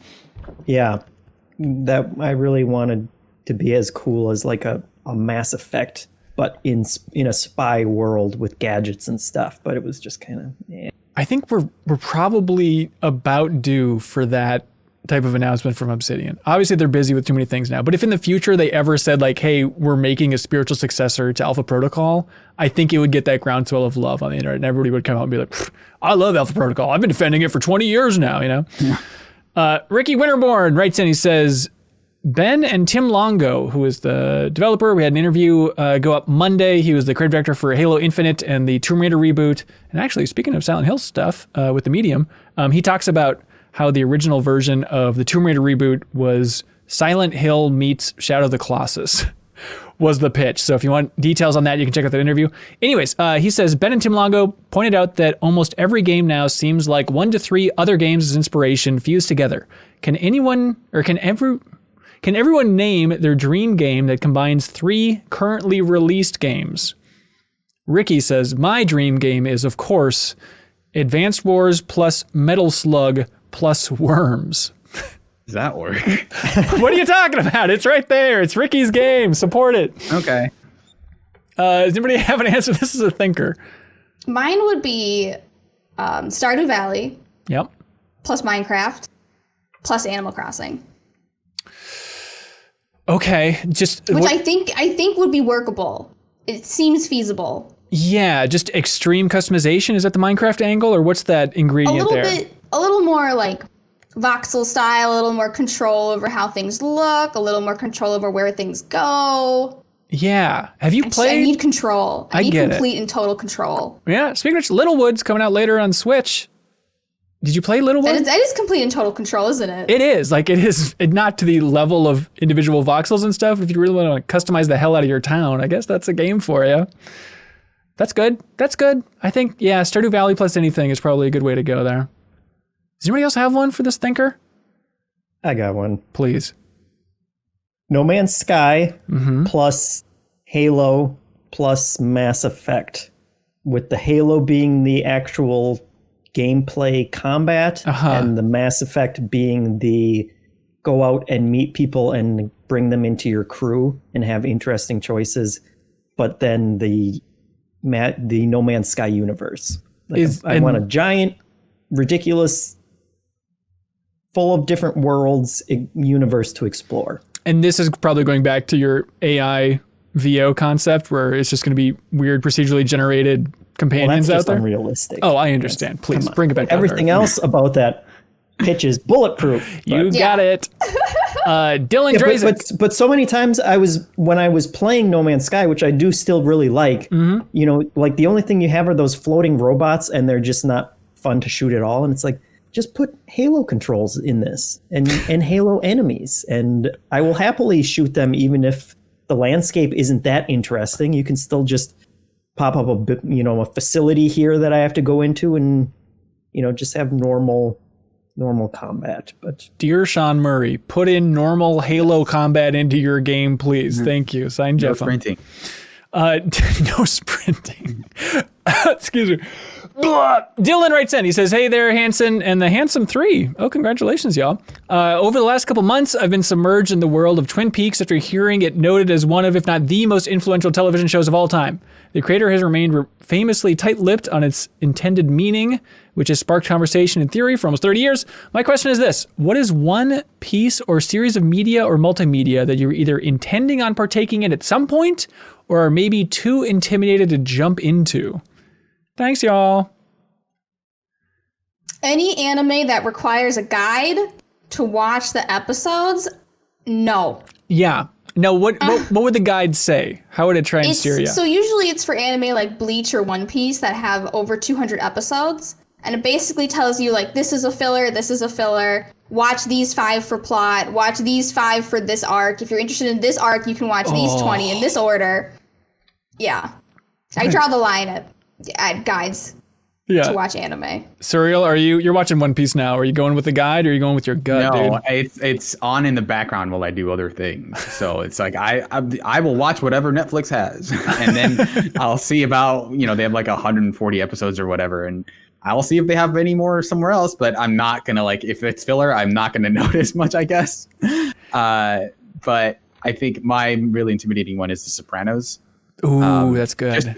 It's not even that like intimidating in terms of content, because I think it's like 6-7 seasons or something, like not a ton. But I think the idea of like being burdened with an opinion on The Sopranos feels like a lot of just like, if I don't like this, everyone's going to hate me. If I really like it, no one's going to care. So it's like, it's a lose-lose situation of like watching The Sopranos and having an opinion on it just does not seem worth it. But at some point I probably will end up watching it, because I've heard a lot of good things. Isn't it kind of, look, this is our modern era, but there's something gross about the idea of like, all right, I'm going to watch all The Sopranos, and then it's all going to boil down to one tweet. What is my final tweet, ultimate take on this beloved show? It just feels gross. Yeah, and like, yeah, totally. That's not like a good reason to avoid watching it. But it's like, in terms of, I have all these choices at my disposal, like that is just one kind of thing against it. That means I just end up not watching it. I hear ya. Benjamin writes in and he says, hey, all. Because of the date, what's the most romantic moment from a video game you can think of? Romance in video games. Oh boy. It's one of those questions that the more you think about it, the more it's like, romance is tough. We're not talking stupid sex scene in Cyberpunk. We're looking at real romance here. Does anybody have anything? Okay, I'm just going to expose myself here. Yeah, please. I have played otome games. What and is if that? you don't know what otome games are, they are visual novels for girls where it's basically like a dating simulator, but more kind of like a novel where there's like 5 different anime guys. Because like, who am I, to keep myself from hot anime guys, right? Mm-hmm. But basically, I played my first one recently. I was like, well, we're in quarantine, a little lonely. Desperate times. But I played my first one. And I just kind of went through it normally. They're pretty, I want to say they're pretty messed up. The one I played was about samurai, and you actually learn Japanese history. It is accurate. All right. But about samurai, Sengoku period, people are dying in the war, people are losing their arms.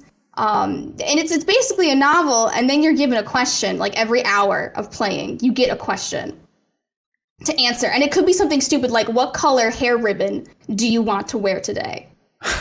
And depending on what you say, you could either, maybe you die, maybe they don't like red ribbons. Or you end up with a guy. So basically, I played through pretty normally. I wanted to learn everybody's story, everybody's background. And then I got to the end of the game. And usually that's when you get your guy. And this guy came up to me. And he took me to a deserted island with a village on it. Ooh. And he was like, you know what? I just don't know, what you're in it for. I don't know what you're really doing here. Like, I feel like maybe you like me, but I think you need to work through some personal stuff. So I'm going to leave you on this deserted island. I'll come back in 2 months. Let me know how you feel. And that was the end of the game.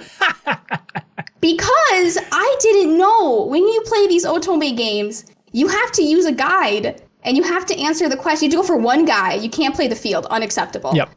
You have to use a guide, and you have to do all the correct answers for your one guy to get a good ending. And if you don't, you're on a deserted island. Good luck. And that's just the end of the game. He knows. And that's the end of the game. He knows 5 hours of my life. And he's not coming back. This is all part of his ruse. He's not coming back. He's just abandoning you on an island. Yes, and he's like, think about what you've done. Jesus Christ, that red ribbon sucked. I don't know how I feel about you, so I've decided to exile you. Exactly. Not the move that I would make, but... Ooh, classy gentleman down here. So not necessarily... It's intended to be romantic, but I was just you're not gonna... I guess, is this ghosting? You're just not gonna come back? That face when exiled. I'm thinking maybe just the beach connection, but I suddenly had that image in my mind of is it romantic in Link's Awakening when you have that little beach date and Link and why am I forgetting her name? I want to say Maru, but it's not Maru. Marin, isn't it? Marin? Yeah. And they just sit on that log and look at the sunset. Does that count as romance? It's romantic. It's okay, romantic-ish. Final Fantasy X. The old classic water scene. Not romantic? When I was younger, I thought it was romantic. Okay. But now I'm older and I'm like, we really should be talking about like some shit's going down. Do we have time for this? I don't even remember. What is the context? Is that like the end of the game and they just, what is it? Oh, is that after Yuna does her summon and they're in the water? I don't even remember. I think, is that when Titus realizes Yuna has to die? Could be. And he's like, no, we're going to stop it, right? Yeah. He's like Yuna was fully ready to die to save the world. And then Titus is like, I kind of like you now. I think you shouldn't do that. We can be romantic. My together. feelings. Yeah. That was something back in the day, at least. I don't know how well it's aged. It did qualify as something. Okay. What about Uncharted 4?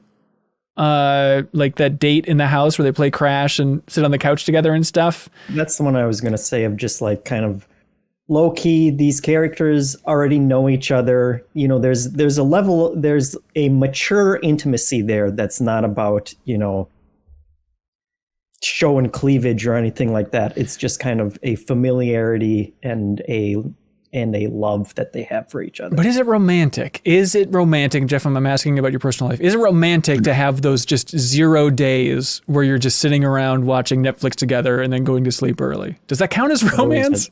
Those are the best. Okay. Love the other person. What's better than that? So anytime you're in a room with somebody you love, that's romantic?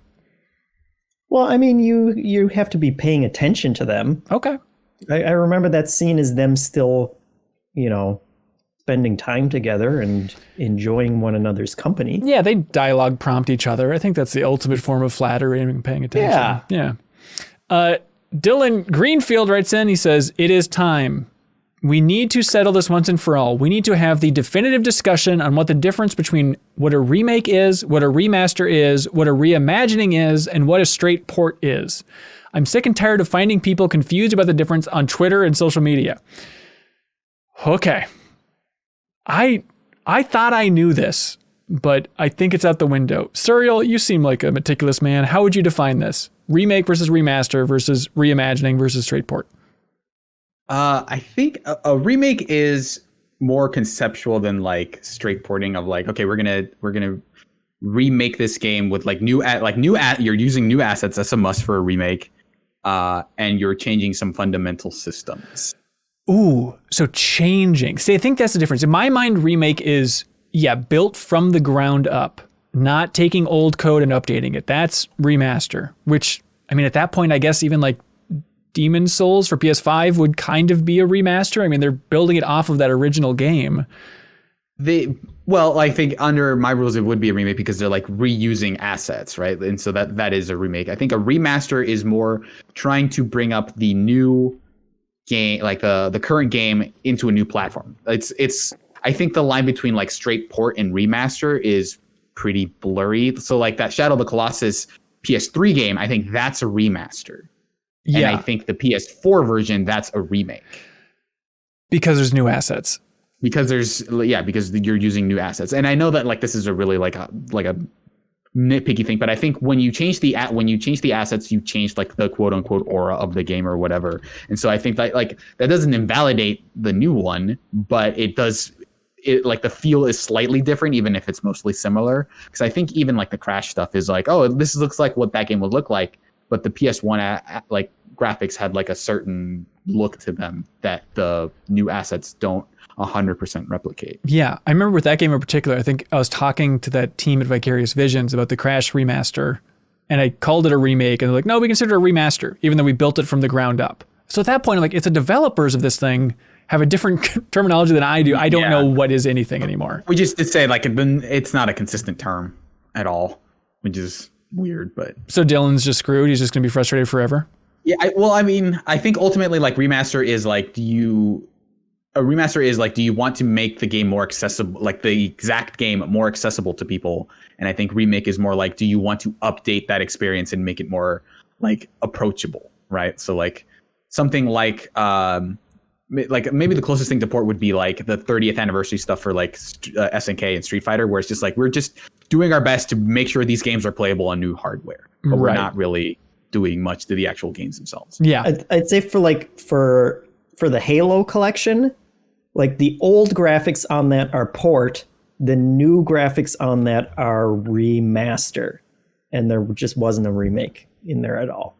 Okay. Oh my God, I just want to play the games. No, you got to call it something. Mark Ramirez says, prediction time. Which game will be talked about more during the end of the year Game of the Year talks? Biomutant or Resident Evil Village? Resident Evil Village. I think it's absolutely Resident Evil Village. Yeah, Biomutant could be like cool. Like I don't want to dismiss Biomutant entirely, but like just in terms of like influence, I think, or like popularity, I think Resident Evil's got it beat. Yeah, I think Biomutant, I'm looking forward to it. And this won't be a negative thing, but it almost feels like a best case scenario. We're looking at like a 83 on Metacritic. Like, oh, it's kind of a cool little thing. You know, you get to play as a squirrel and have a new arm on you or whatever the hell's going on in that game. Yeah. Another robot. Very specific question. It says, a recent article published on Science Alert written by Leo Rodriguez and Sean Rodriguez theorized a human could safely fall into an isolated supermassive black hole. The catch is you'd never be able to report your findings. I think this is fascinating news, and I'm ready to jump into one. My question is, would you? They say, assuming you survive, what do you think you'd experience? So this is, okay, well that, I mean, you would see the entire universe go by super fast if you look back out, I think is what you would technically see. But I do like this question of, would you jump into it? Like, yes. You would, Sarah? Yeah. Like right now? Yeah. Let's go. Point me toward a black hole. I'm going in. That is an instantly like that. I mean, quote unquote, easy way to like be part of history of just like Sarah was the first person to ever fall into a supermassive black hole. Like I don't have to have any other kind of legacy, no matter what I do for the rest of time. That's a Wikipedia page right exactly. there, right? Like that's a Wikipedia page. And so, God, I'm ready to get lambasted by physics geeks, but we would see you like freeze in time and then slowly get stretched out or something, and you'd probably shift to red. There's probably some geeky stuff like that, but it would be cool if you're the first person to do it, and then everybody on Earth could look through a telescope at any point and see you still like frozen from our perspective in that black hole. It would be like when you freeze in a Zoom meeting. And you're like, don't look at me. Don't look. You just, and like you're so focused on having like a perfect smile when you're jumping in because you don't want to do this. Like, try to do like a selfie while I slowly back in. Don't joke with you is playing the entire time. Yeah. Hanson, how many black holes are you looking at through telescopes? Look, I'm not a scientific man. I assume famously visible black holes. Yeah, those. Well, okay. I mean, you could see something right before it fell into the black hole, so I guess we wouldn't be able to see anything then, right? But she would slow down as she got closer to the event horizon or whatever, right? So we'd still see something for a while. But I like this idea. I like the suicide idea from Sarah too, but I do like the idea too of like, you know, if you're 80 and you realize, hey, we got to go at some point, and you have that offer. It's pretty close to like, do you want to be sent to Mars just to die there on a one-way trip? But like if you're 80 and it's like you have to take yourself out, would you take that of being the first person to jump through the black hole? I already have a plan. My retirement plan is to crawl up on a mountain and die. Like I already have that. This is just a better way to go. Yeah. Also, that's a really passive aggressive way to talk to someone. Like if you're, hey, grandpa, don't you like, would you want to jump into a black hole? I think that'd be really notable. I think that would be a really good way to go. You know, it's just I'll update your Wikipedia page. I'll make sure people know it was you. It's going to be sweet. You want me to go to a retirement home? I get it. All right, I'll leave. But look, we don't need to turn this into a religious debate. I know you want to, Sarah, but there is something about like, you know, maybe if there is some sort of afterlife in whatever form it takes, maybe you wouldn't get it if you jumped into the black hole. So you're kind of... I'm fully prepared to cease existing. Like I did not exist before I was born. Right. That was fine. I was fine with that apparently. Yeah. Well, you like the idea of you going up to the pearly gates and they're like, look, we didn't have a rule about this before. We didn't think it was going to happen. But I'm going to make the call right now. Jumping into a supermassive black hole, that's a sin. Sorry. Elevator down, buddy. Yeah, I'm obsessed with this idea that, as far as I know, no one's died in space, right? Like, we technically don't know if it's possible for a human being to die in space. I feel like a bunch of people have died in space. What about that dog the Russians sent up? That's true. I guess, yeah, probably people is died 100% too. Gone at this point. Well, Sarah, dogs don't have souls. I'm talking human beings in space. I don't, like, on the way to space, yes, but I don't think technically outside of Earth's orbit or not orbit, but I guess what someone is going to write in. What's our KDA for space? Okay. Anyways, Jared writes in. Oh, sorry, I had to go clutch her dog out of fear for it dying in space. Collecting its soul. Jared writes in and says, "Hey everybody, I'm curious what you think about the news about Warner Brothers patenting the Nemesis system from Shadow of Mordor. Besides it being a bummer we won't see it in other games, it seems like other developers have spoken out in general about the practice of patenting game mechanics or systems being a crappy thing to do." Jeffem, you had thoughts about this. Jeffem, you had thoughts about this. Good. Don't do it. And like I said in my prediction, I don't think they're going to follow through with actually suing anyone on it. But it's such a self-owning move for, creators who want to see innovation and things like that. Like I guess the basic moral argument is, hey, don't hamstring other people that have the same aspirations as you do. But they've, instantly flipped this switch of like, everyone thought the Nemesis system was really cool and that they were cool for coming up with that.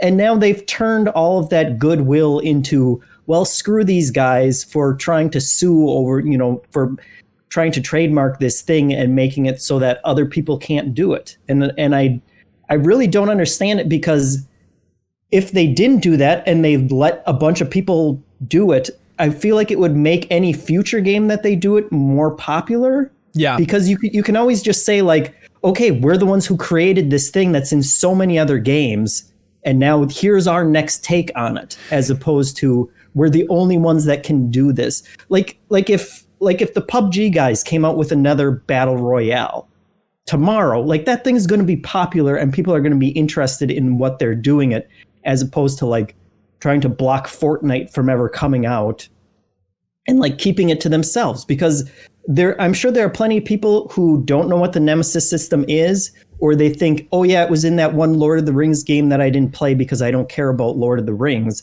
But if it was a more universally, like thing that was in a lot of games, that just kind of makes your popularity and your prestige for having been the ones to come up with it, like that much greater.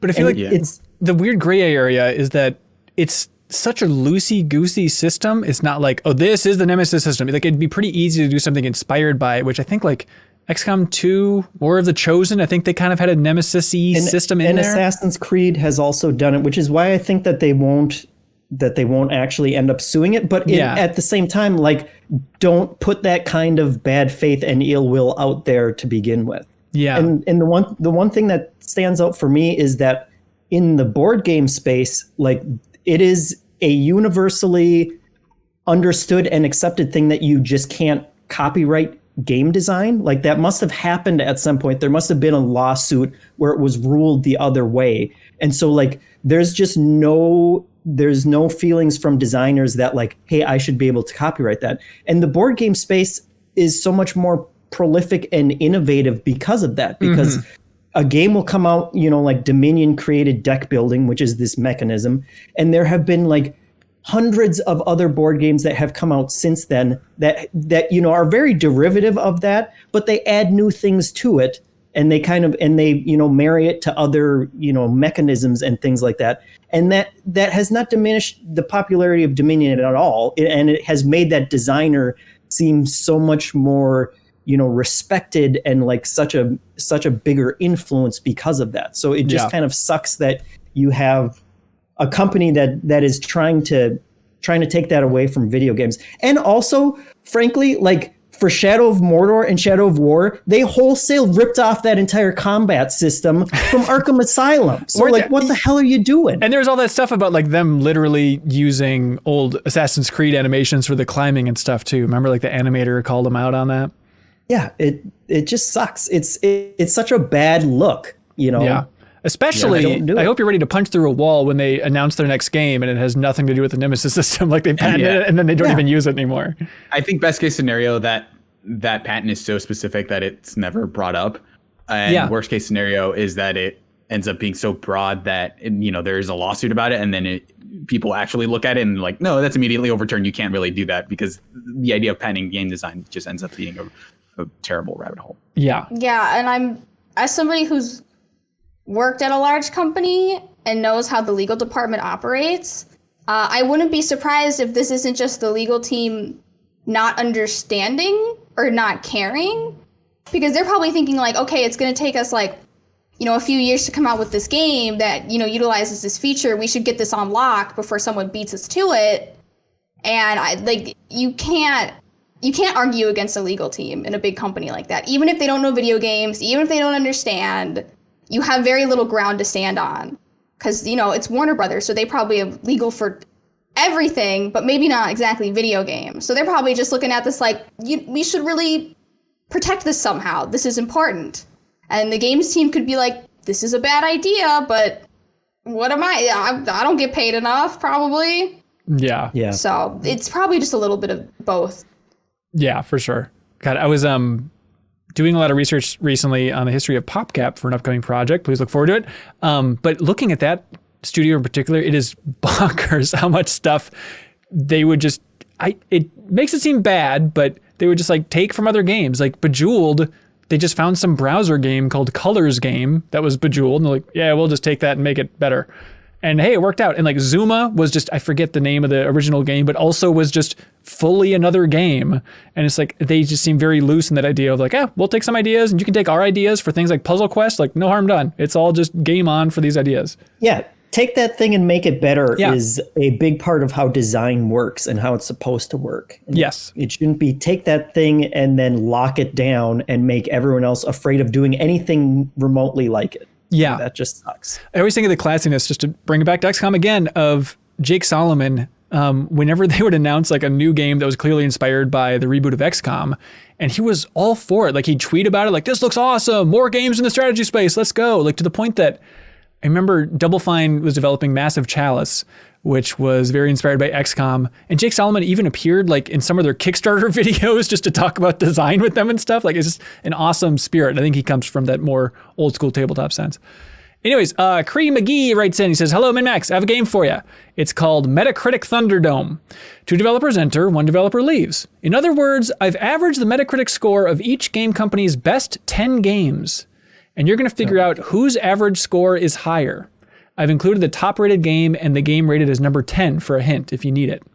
Okay, so averaging the top 10 games from these companies. Who has a higher Metacritic? Nintendo or Rockstar? Those are the first 2 that went in my mind as like, oh, they're going to be really high. So Nintendo's highest rated game, according to Metacritic, is Ocarina of Time. And the lowest, I mean, this is bottom of the heap here. Wind Waker apparently is number 10. But it's good. It's just number 10. I'm so mad right now. Don't puke, Sarah. So don't puke.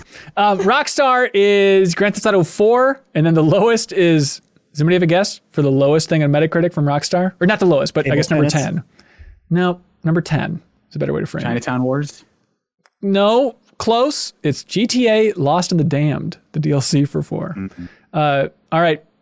Who is it? Who's a higher average?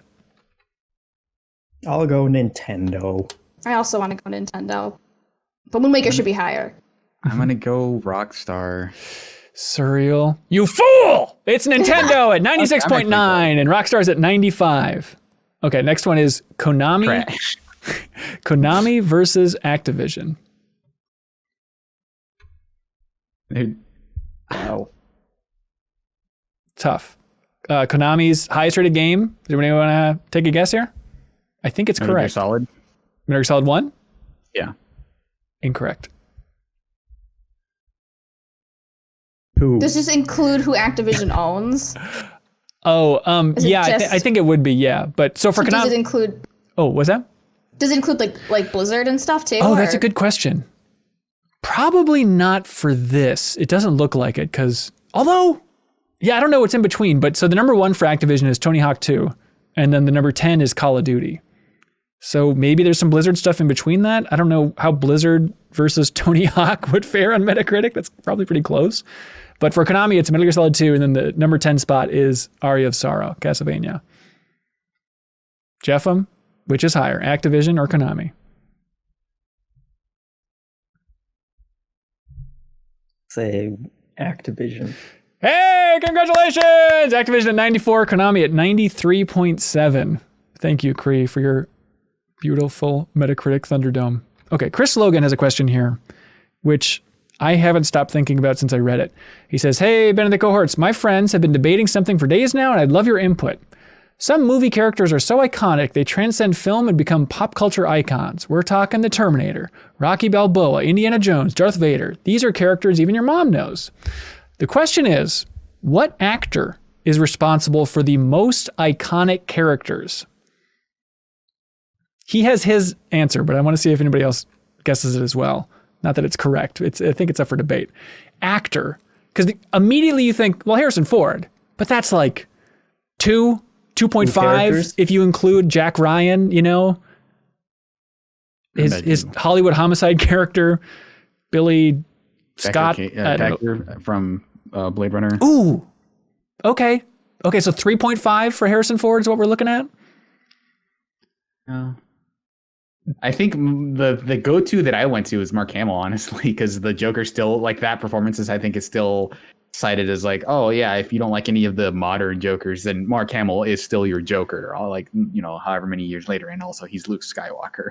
And Cockknocker from Jay and Silent Bob. That is true. Yeah. Respect a legend. But that's still, that's chump change. I thought of, these are big, but I don't know if it's going to, you know, break the top 5, but Zoe Saldana is interesting. She's got Miss Avatar Lady. We all remember her. Neytiri. Ahura from Star Trek, and then Gamora from Marvel. Like, she's in those huge franchises, and those are iconic enough characters, right? Even though Ahura is kind of, you know, picking up on the classic. Yeah, I don't know. I don't think that stands against Harrison Ford. Okay, well, let's. Sylvester Stallone maybe, because he has both Rocky and Rambo, but like these are just twofers. These are chump change cereal. So Chris submits Mike Myers with 4. Hang on, let's try and figure out what Chris is doing for 4. We got Austin Powers. What was that? The Love Guru. Love Guru. The Cat in the Hat. You got your Wayne's World. Something like that. Maybe he's including, I don't know, Inglourious Bastards. Oh, Shrek, of course. Oh, okay. Shrek. What about Jim Carrey? Jim Carrey, I think, is a very good answer, right? Yeah. But, okay, who do you got? List off the iconic Jim Carrey roles. I don't know. Well, you got Ace Ventura. Bruce Almighty. The Liar from Liar Liar. The Liar. Ace Ventura. The Mask from the Mask. The Grinch? Yes. Yep. Okay. But then again, like, he's iconic for Dumb and Dumber, but how many people know that Lloyd Christmas? Is that his name? That's his name. Okay. I knew it, but it was a little bit of a stretch. So I don't know how important the name is for being iconic. I guess it's like the metric. I am still kind of using like the impact of each individual character. But if you're talking about most, it is maybe someone like Carrey versus like, I guess it like the other issue there is like what's the metric for iconic, right? Because that has to. I think recognizable. I like that idea of like, you know, not to put down moms, but our moms would know the name of these characters. Is that a good barrier? Threshold? That's a household name. Yeah, that's household name. But that means iconic, right? Is that the same thing? Mm-hmm. Okay. Mm-hmm. Ray Luaza has a good one here in the Backstage Pass, watching us live. He says, Arnold Schwarzenegger. Solid. You got a couple there. People bring up Samuel L. Jackson, which is good. I was thinking him too, but I couldn't name that many in my head in terms of Frozone, Fury, Mace Windu. My mom never stops talking about Mace Windu. The snakes on a plane. He's a recognizable character. The image of him, like, even though people probably don't remember his name, they just see, that time Samuel Jackson had a lightsaber and went out a window. Yeah. Snakes on a plane guy is like iconic in some ironic sense. Dr. Arnold from Jurassic Park. Yeah. Everybody talks about him all the time. The guy from Pulp Fiction. I don't remember his name. I want to say Lucius, but no, that's Frozone. Oh, what is his name? That's good. I had it what I thought was a real slam dunk, but the more I think about it, I think I can top it. But Tom Hanks, you got Woody, you got Forrest Gump. Then you get into the nebulous thing of like Mr. Castaway, Mr. Apollo 13, Captain Phillips, we got that one. Sully, we got that one. Charlie Wilson from the eponymous war.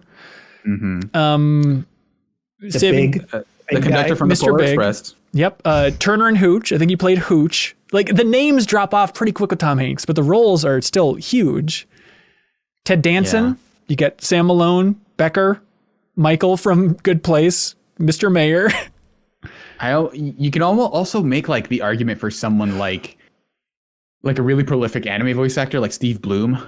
I know the answer, by the way. I'm just frickin' toying with everybody, but I'll get to that in a second. In chat, Ray Lawaza, he says Johnny Depp, which is surprisingly solid. People would know Edward Scissorhands. People would know Jack Sparrow. People would know Mr. You were so confident starting that sentence, and then by the end of it, you're just like, Rango? What was that crappy movie that everybody saw?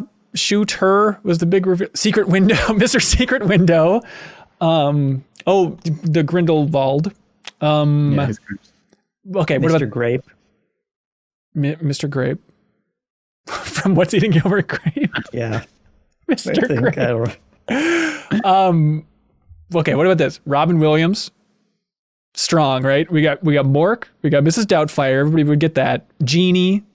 I think people would identify him as a Peter Pan. He's certainly my Peter Pan. Teddy Roosevelt from Night at the Museum. Does that count? Popeye. What's that? Not Jungle Book. Jumanji guy. Mr. Jumanji. Garp. Leslie Zevo from Toys. Mr. Patch Adams. Okay, but realistically, I realized what it was. The answer has to be Mel Blanc, right? This guy is the voice of Bugs Bunny, Porky Pig, Tweety Bird, Daffy Duck, Sylvester, Yosemite Sam, Foghorn Leghorn, Barney Rubble, Woody Woodpecker, Taz, Pepe Le Pew, Marvin the Martian, Elmer Fudd, Mr. Spacely from the Jetsons. I mean, you cannot beat that when it comes to iconic characters. In terms of number of characters, yeah, I guess it is kind of hard to argue with if you're 30 years or older. Yes. Then yes. Well, once the new Space Jam comes out, a whole new generation is going to go back and appreciate how much worse those voices are than Mel Blanc's voice. So it's something to look forward to. I wonder if there is like an anime version of that, of just like someone who's voiced so many, like a Christopher Sabat type character, because he's in One Piece.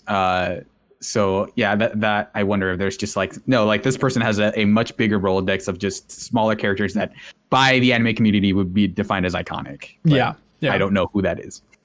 Anyways, please submit your answer for the most iconic actor. Sarah's either bored out of her mind or she's thinking. I've been listening to the Chug Jug song this whole time. I understand. Yeah, it's a much better call. I just press play and I just listen to the names come in.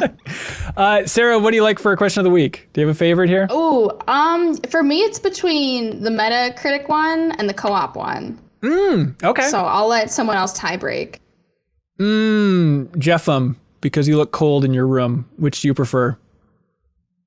I like the co-op one. All right. I think that was a nice trip down memory lane for everyone. There it is. Jeremy Clark, congratulations on winning a physical version of Watam for the PlayStation from I Am 8-Bit. Thank you so much for shipping that out, I Am 8-Bit. And now it's time for something we call Get a Load of This. Okay. Brace for impact, everybody. These are going to be damn good. Serial, do you got a first one for us? Yeah. So this is slightly old, but I don't think we've covered it here. Scott Strickard, I hope that I pronounced that right. On January 31st, wrote a tweet that said, "I've seen some valid criticism of the lack of any real, quote, Kansai dialect in the Like a Dragon dub. So naturally, here's a very lengthy thread on the topic of accents and dubs and how ours ended up as all over the place as it did. This one's a beast." And he has he has a really long thread that is super detailed about, the specific Japanese accent from the Kansai region and how that has been, how like different studios have taken different liberties in terms of the accent. Like sometimes it's done in like a Southern accent. Sometimes it's like a Brooklyn, like New York accent, and how like none of them really nail that particular, like what it is like to have a Kansai dialect, but everyone acknowledges it. Like this is a distinct enough dialect that you have to do something with it every time it comes up. And in Like a Dragon, it's like ends up being sort of a plot point. So they had to do something with it. And so like he just details like, well, we had to hire these people. So like I didn't want to lock us into other games having to do this exact same accent. So we just had to freewheel it a little bit of having different characters have different accents that were still all like Kansai. And it's a really fascinating thread about just like how all these different things go into just localization and how pragmatic that ends up having to be a lot of the time. So it's a really good thread. I think people should read it. Yeah. Sarah, are you still interested in localization? Yeah. Yeah. I really like reading about like the decisions are made. Kansai Ben is always a hard one to approach because exactly like we don't really have a good English alternative to Kansai Ben. Just the way Japanese characters talk, you can tell just by reading, you could tell a lot about a character through the way they speak. Whether they're like a gangster type or an upper class type that I just don't think we have in English. That just doesn't exist. Our language, although we have a lot of words, the way they end words, the way they say words is a lot different. So when you're reading Japanese, you can tell a lot just by how a character talks. Like a lot can be inferred from that we just don't have in English. Right. You're playing Yakuza 0 now, right, on stream? I am. I'm such a Yakuza fan now. I'm both sad that it took me this long, but to like pick it up, but I'm fully a convert now. Do you play in Japanese and like check the localization as it goes? Not exactly. I'm not like going over it with like a fine-tooth comb, but sometimes, they did such a good job localizing it. I don't feel the need to like make a comparison. Right. Usually because it's not like a one-to-one, what the character says in Japanese and what you're reading in the subtitles, because they are taking more liberties to make it kind of like an enjoyable experience. So it definitely, I'm having a lot of fun with it. Oh, that's cool. Did you get a load of this? Yeah, mine is, mine kind of has a little bit of a little explanation, but Tsukumo, it's sort of like the Circuit City of Japan is doing a collab with Hatsune Miku. So you can now buy a Hatsune Miku PC case, PC fans, mouse, monitor, desk chair, laptop. She's got it all. Oh my God. She's got the whole set if you're in Japan. But this just reminded me that if you go to Akihabara in Japan, there is a Tsukumo shop that is, I believe it's like 6 stories or something, but it only contains PC paraphernalia and PC parts, and every floor is a different part. Oh, and you literally start from the bottom, you get a little clipboard, you go through and you pick each of your parts, and then at the top is the PC cases, where you kind of round it up.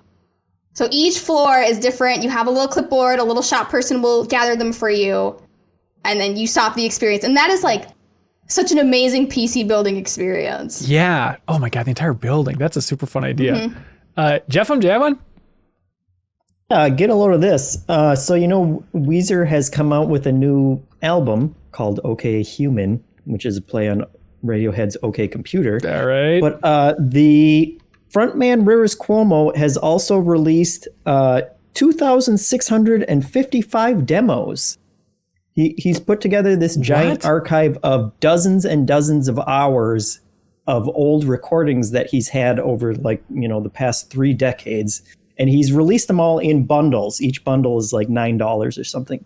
But this was interesting because, they came out with the Blue album first, and then they came out with Pinkerton, which was their big follow-up that just like completely flopped. And the story was always that Rivers Cuomo took that really hard, and that, he like painted his bedroom black and he just sat in there for years just making songs that he never released. Yeah. But apparently he was still prolific that whole time. And this seems to be kind of all of that. He's just releasing all of that. And he said he doesn't even know what's on them because he hasn't listened to all of them, but they're from just decades old, all of these recordings that he's done. And the other interesting thing about it is that he created the website for it and like the entire marketplace to sell it because he was taking a programming class, and that was like his final project for the class. And he called it Mr. Rivers Neighborhood, and he programmed the entire marketplace for this, and then released all of these dozens and dozens of hours of old B-sides and stuff. I love that because it seems like something that would just happen like when he died. Like, the estate, the Prince's estate has found 3,000 terrible other songs to release. But like, I love that idea of just do it now. Just get it out there. Oh, that's got to be fun for hardcore Weezer fans, I guess. Hey, get a load of this. I was playing this like 2-person escape room that's shipped to your house or something called Finder Seekers, and it was all themed around the national parks. And they had one that was like a puzzle about Crater Lake National Park. If you've ever seen it, I think it's in Oregon, right? But it's just like the coolest looking national park there is. And it's the top of a volcano. Everybody knows Crater Lake, right? And then it's just like a lake on top. It's a super deep lake. And then they have an island there as well. But the cool thing is that apparently in that region, forgive me, I forget the specific Native American tribe, but like there were legends from the Native American tribes about like the time that the mountain exploded. And then scientifically, they trace back how long that was, and it was 7,700 years ago is when Crater Lake actually exploded and was formed. But the idea that, in theory, this is being passed down through that many generations, the idea of like, yeah, that like mountain freaking exploded, and there was a bunch of fire everywhere. It was crazy. It's like, oh, that can be carried down that far, unless, maybe there's some holes in that logic, but it's a nice idea that it actually was being passed down. And you learned that from an escape room game? Yeah. There was like a puzzle about each national park, and they had like little factoids about the national park there as well. But it was a good time. Jeff, do you have one from the community? Yeah, get a load of this. This one is from Skate Cats, who's appropriately named for this one. It was a tweet by Michael Thalen. And the tweet says, a lawyer using Zoom had to let a judge know that he wasn't a cat after inadvertently activating a face filter. And it is a recording of this lawyer. Well, we assume it's a lawyer. He says he's not a cat, but you can't tell. The little eyes are moving around, but he's pleading with the judge that he's not a cat and that they can start the proceedings because he can't figure out how to turn the filter off. And I wish it was longer. I wish we could see the court case play out. It is a perfect synchronization of the sad look of the cat and like the sadness of an old man not understanding technology. I've never seen something so poetic in my life. Yeah. Beautiful. Those links are in the description below for everybody. That's it. Hey, plugs. Sarah, what would you like to plug more than anything else in the world? You can follow me on twitch.tv. I stream Monday, Wednesday, Thursdays, and Saturdays at SarahPods. You can also follow me on Twitter. Thank you. And it's also SarahPods on Twitter? Yes. Perfect. And it's going to be Yakuza 0 for a while, or do you change it up every day? I think we're getting close to the end, although I have been completely sidetracked by the Hostess minigames and the Pocket Circuit Racing. Yeah. I think if we're going to combine 3 games, I would just take the Hostess Club Simulator times 3. And that could be a standalone game for me. Smart. Yeah. Way to go. Let's see. For other stuff, we have a new episode of Crossfade, our music podcast, coming up on Friday. And I'm excited about this one because Gareth Coker, who's the composer for Ori and the Will of the Wisps, and also Immortals and a ton of other games, Ark, I think he's doing. But he is on that episode of Crossfade talking about his favorite album of all time that isn't video game related. So look forward to some good musical analysis in that episode. So Crossfade, subscribe on your favorite podcast app. Also, I think we talked about it last week, but MinnMax is in Hitman 3 now, which is very cool.